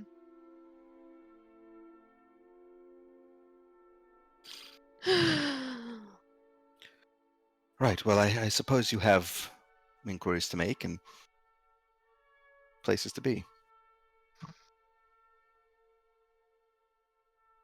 I do. I Maybe- suppose we will see you around.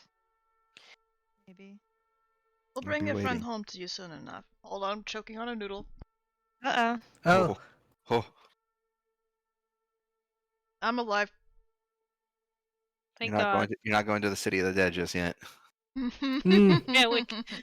The most A ni- embarrassing nice, way to go. nice I hope they reference. know God, how you, that'd be fucked up if like you met a person in the city of the dead and you're like, "How'd you get here?" Choked Noodle.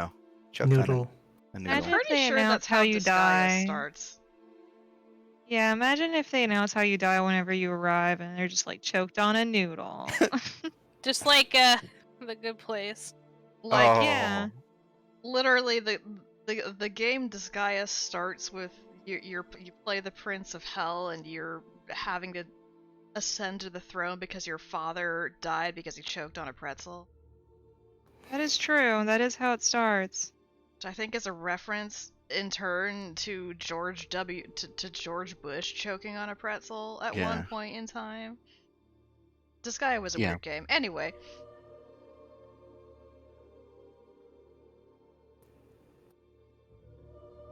Okay, so, Time to leave. time to leave. All right, so you bid farewell to the four of them,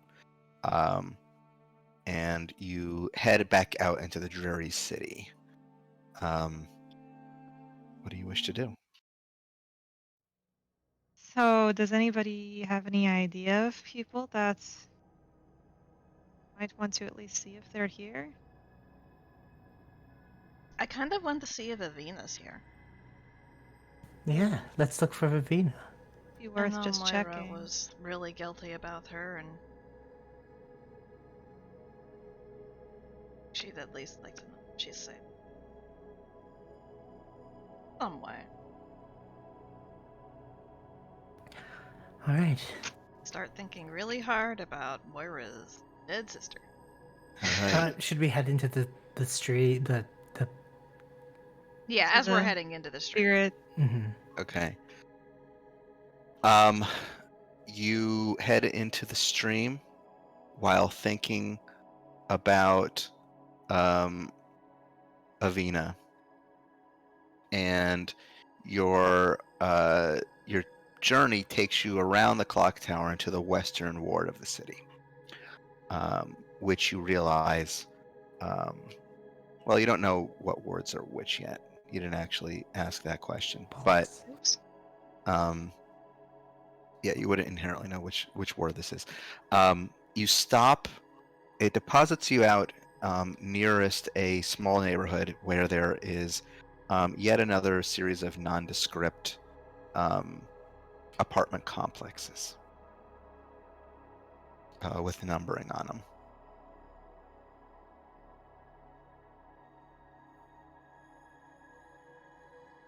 Do you feel like you're being led towards any of these? Oh no, it's the song again. Everyone's going to sleep again. No, I literally have food in my mouth. I'm gonna approach the apartment complex and just like still keeping Avina in my mind and stands out. Okay. As you near the front door of the complex, a directory sort of manifests ectoplasmically into view on the side of the building. You know, like one of those directories with like you can buzz somebody basically. Yeah, yes. Yeah. Okay. Um, and you scan the list, and you find a residence on the third floor assigned to A. Crow, Oh, shut. Hmm. Crowe. I wonder what ward we're in. Is there any way to figure out what ward we're in? You could Probably ask. ask someone.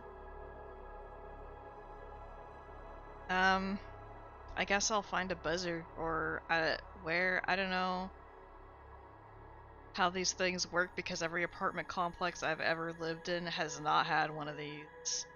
I mean, you can. These are basically open. You can just walk in. Oh, okay. You I'm did gonna it the walk in last then. time too.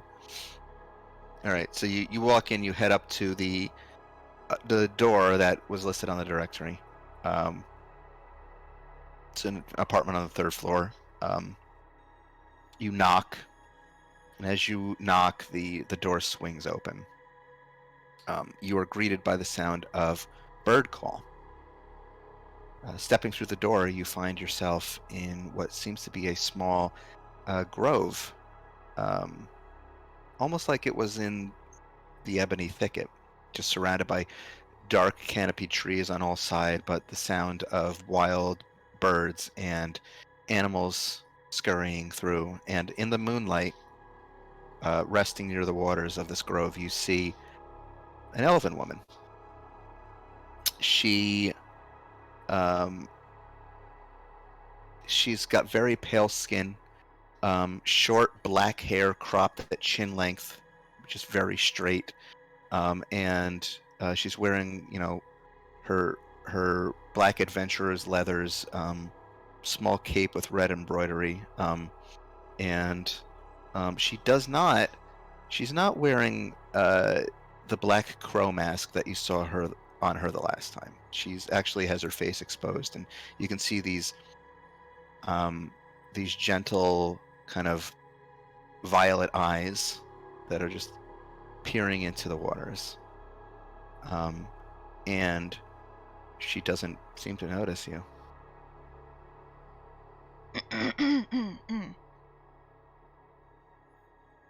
Clear my throat in character.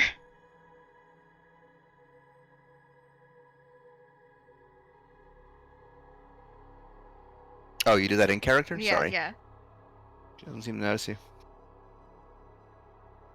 Oh, Hello? Are you staying at the door's threshold? No, definitely walking in.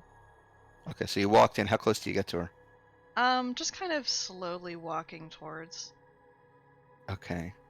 I'd say she's like very focused on the water in front of her, and it takes a while until you're pretty close within her line of her periphery for her to finally notice you. And she looks up in surprise at you, and then she makes a number of hand gestures at you. Uh-oh.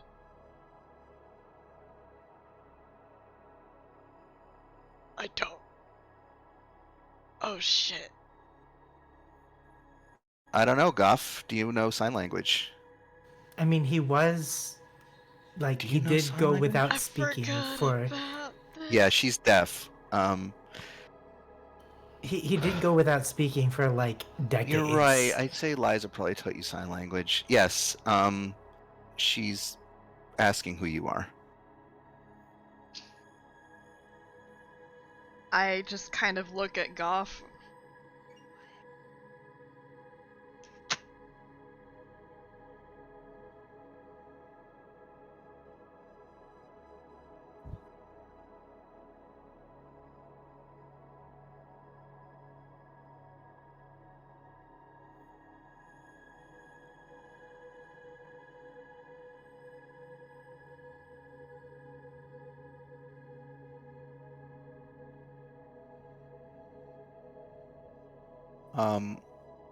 Goff, she signs back, and she says, "Is Moira all right?"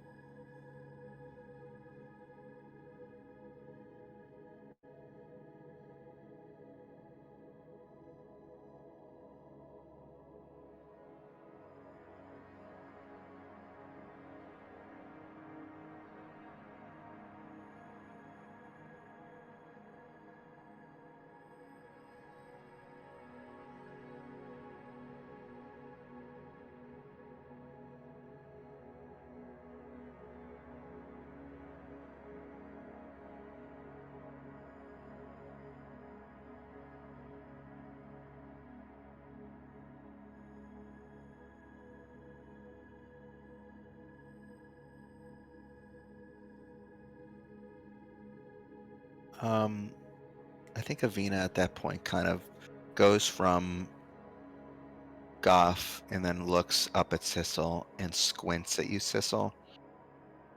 Thistle is just kind of like doesn't know what the fuck's going on, doesn't know what they're saying, just kind of smiles awkwardly. And then Avina signs back while still maintaining eye contact with Sissel. And she says, or she signs and I remember her. Or always spoke of her.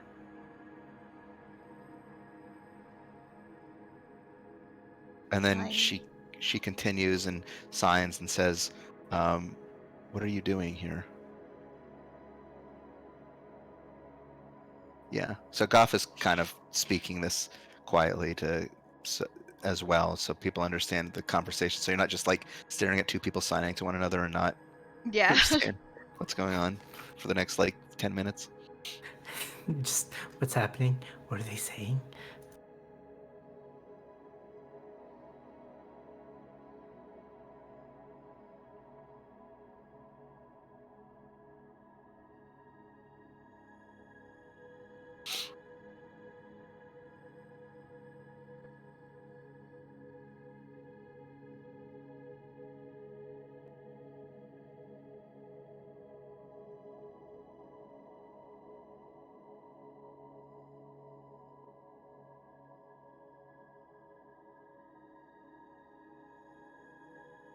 Um, she her hands fall to her side for a moment, and she seems to be in some thought. And then after a moment, she signs again and says, "I don't know how you can help me. I'm already dead."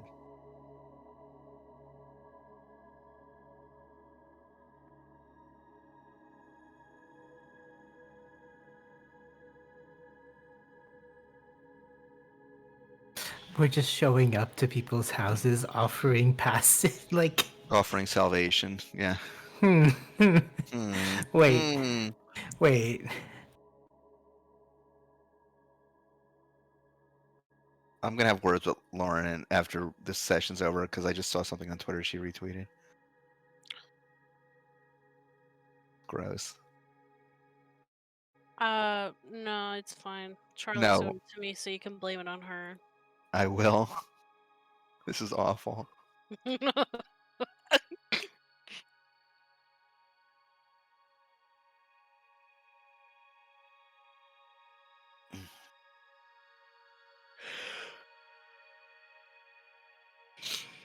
Um,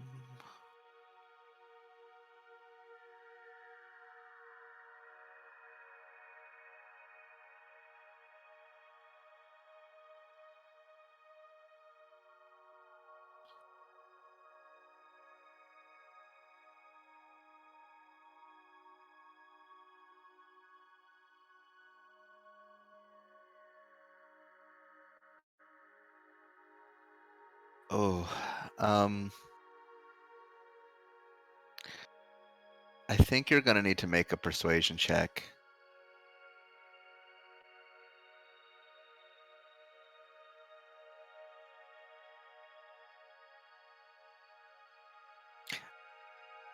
I'd still say Eldeth's blessing applies, even though it's not spoken.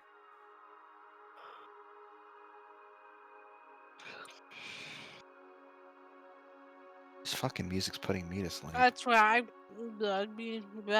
So. Mm-hmm. 23.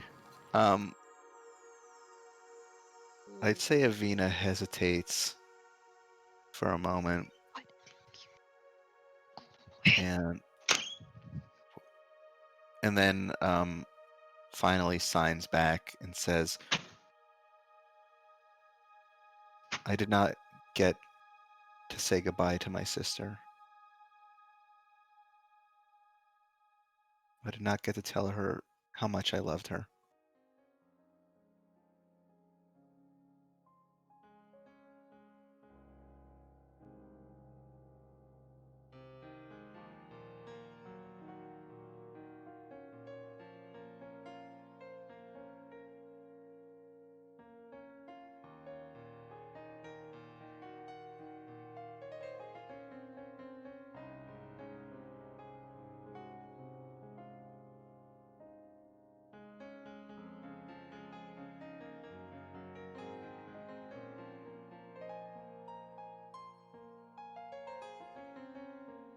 Fucking piano solo.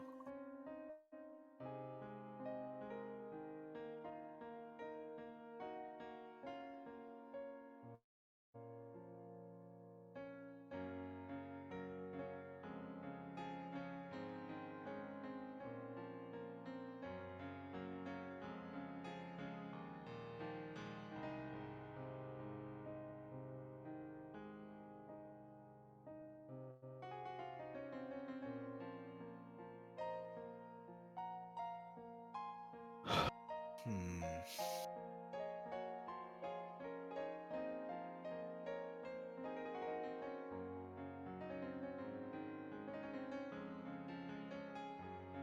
I think it would make. Took her a while after everything to kind of get back to where. Oh, she loves you a lot.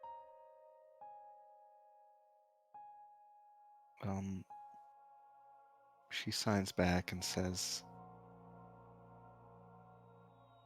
is there truly no way I can speak to her?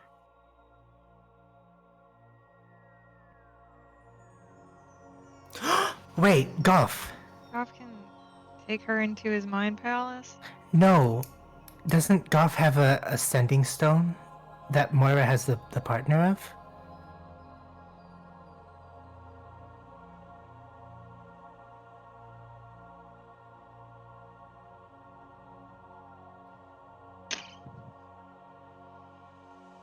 It uses your mind. Oh, yeah.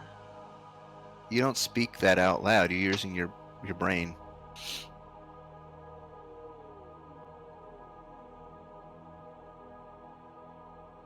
Maybe we should send a message to Moira ahead of time and tell her to sit down. Yeah, that'd be kind of fucked up if you suddenly got a sending message from like your dead sister who you felt really guilty about forever.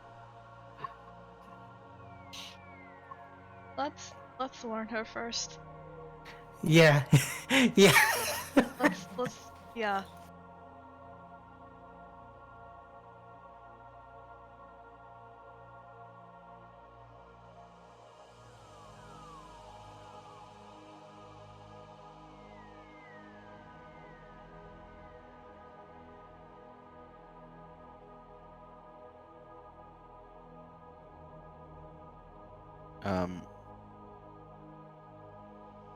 She signs back and says, then that will be enough. Oh, you have to send me this song. You know I think he did. I did. I Well, linked the playlist a long time ago. No, I mean this specific one. It's not a specific song. I don't know. It's part of an hour-long playlist that I just downloaded the full hour of. I don't know. Where's the playlist? I linked it in Wiggle a long time ago. I don't remember. I'll search. I don't remember what it is.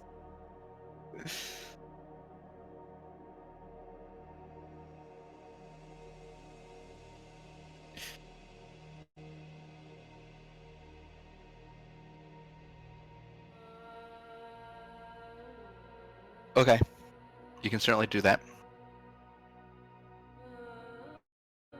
Unless Sissel can do it. I don't know. I can't. Sissel Not can do not not over that distance.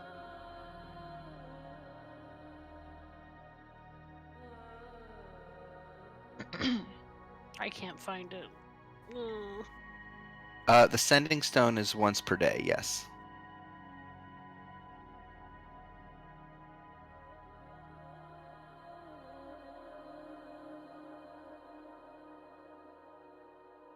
Okay.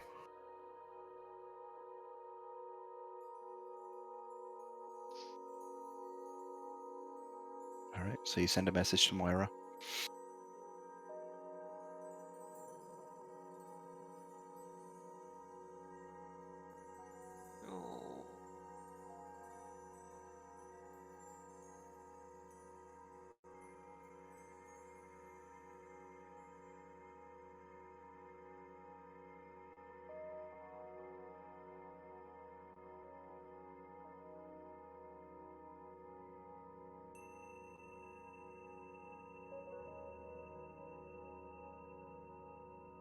Oh. There's a pause, and then Moira responds and says, "All right, I'm suitably sitting down."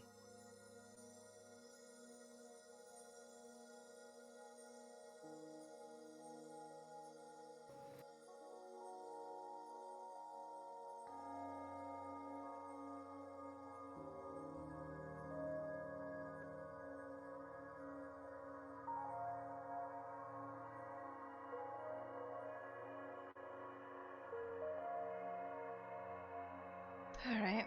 And whenever it looks like Avina is ready to receive of the stone, Sissel. Yeah. Okay. All right. So you hand the sending stone over to Avina, and she holds the stone in both of her hands and stares down at it. And her brow furrows in concentration, and everything is just quiet except for the sound of the birds and the animals in the distance in this pocket dimension, and the occasional rippling of the water on the pond. And you watch Avina as, after a moment, she shuts her eyes, and you can see tears falling down and streaking her cheeks, and she breaks out into a bit of a smile.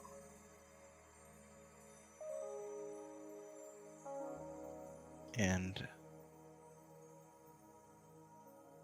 then after that, she slowly gives you the stone back. And she just, while still staring down at the waters, her eyes full of tears, she just signs thank you.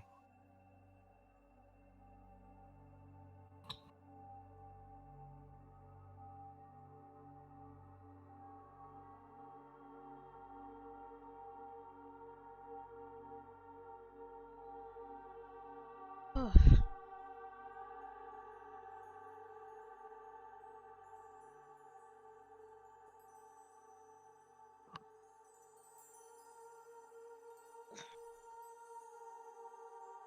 Me too. I know she was really. I hope that can give her some closure. I guess we'll have to ask when we get back.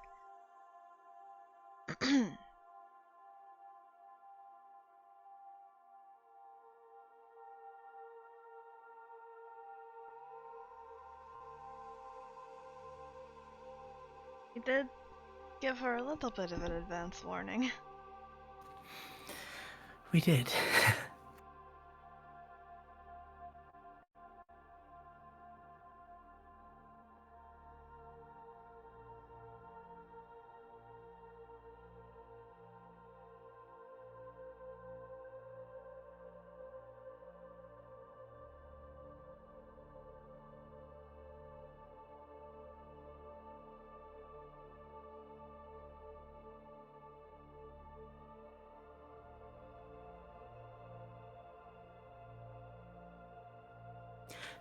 soul stream was for people who wanted to be reincarnated, or what again?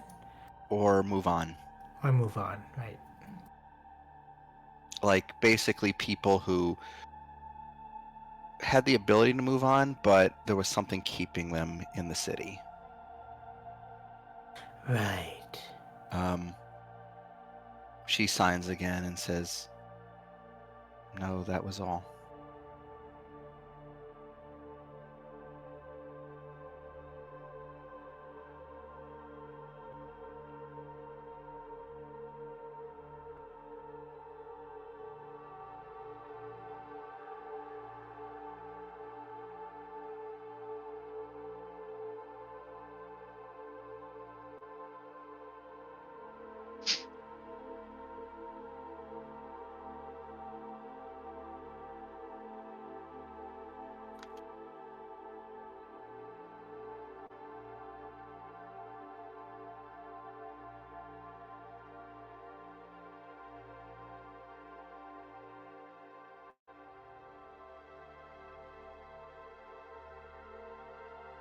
I mean, we can at least.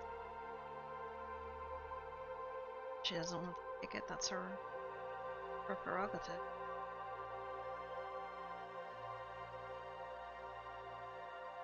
I asked for Goff to translate. Are you alright staying here? You want the pastures. Okay.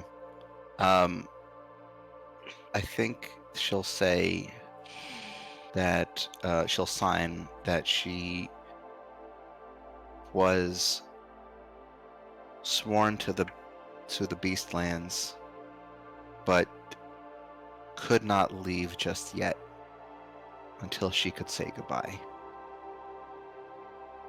And you gave that to her, so she's thankful. So she wouldn't need a sponsor. Well, you still need a sponsor. Well, if you need the guide to get you over that last step, we'd like to make the offer to you. Headed in that direction anyway. Rather, headed to the Soul Stream.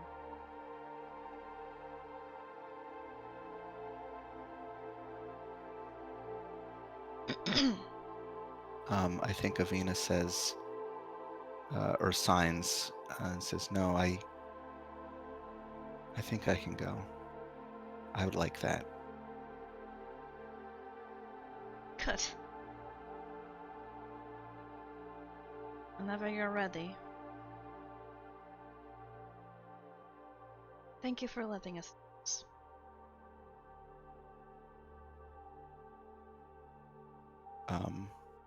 I'm assuming Goff probably signs what Sissel is saying, and Avina will say, "I'll meet you at the wall."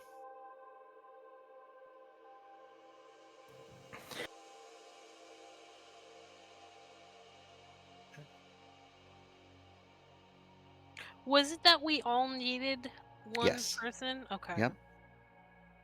So you have one now, out of 9.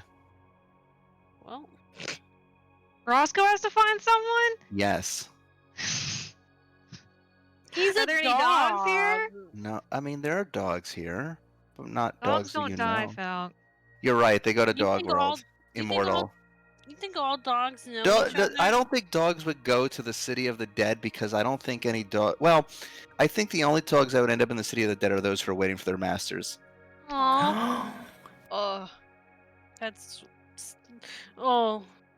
D&D Hachiko. Yeah, Futurama dog. No, don't fucking. All right. If So I said that, you would have gotten mad at me. with that settled, having helped Avina find some closure to her unfinished business, and secured her agreement to help her move on to the Soul Stream. Why don't we pick up on this next time? Not next week. We're not going to have a session next week because Oh of yeah, FanFest. yeah. Because Lauren's not going to be here. Yeah, Yeah, That's the the only reason. reason why. But the next time Yeah, we we pick don't up, care we about will Final continue on Fantasy. your journey through the city of the dead, finding the lost souls of perhaps those you have encountered before and helping them settle their business or finding a, a way to move on. Thank you for helping me, Ada, find closure on that because I have felt bad about Yeah. that for Oh, Yeah. 5 years. no. We'll stop there for tonight. I knew that that was probably going to come up because we mention it all the time. I think Yeah. about it. I think like not like all the time, but every so often I'm just like, ugh. Like I remember, like normally like when something bad happens in D&D, I'll just roll with it. That one early on, I felt like genuinely bad about. I'm just like, oh god, if only we had done this. And so I feel better now. That's Yeah. like reload the save type of. Yeah. That's save scumming. Yeah. Well, there's going to be a lot of, well, maybe not so much of that because most of the people you're probably going to encounter are people you didn't like, but you never know. No. You never know. No, no. Wow. Gatsby! Non-stop and clawing at my door for like Banana. 15 minutes.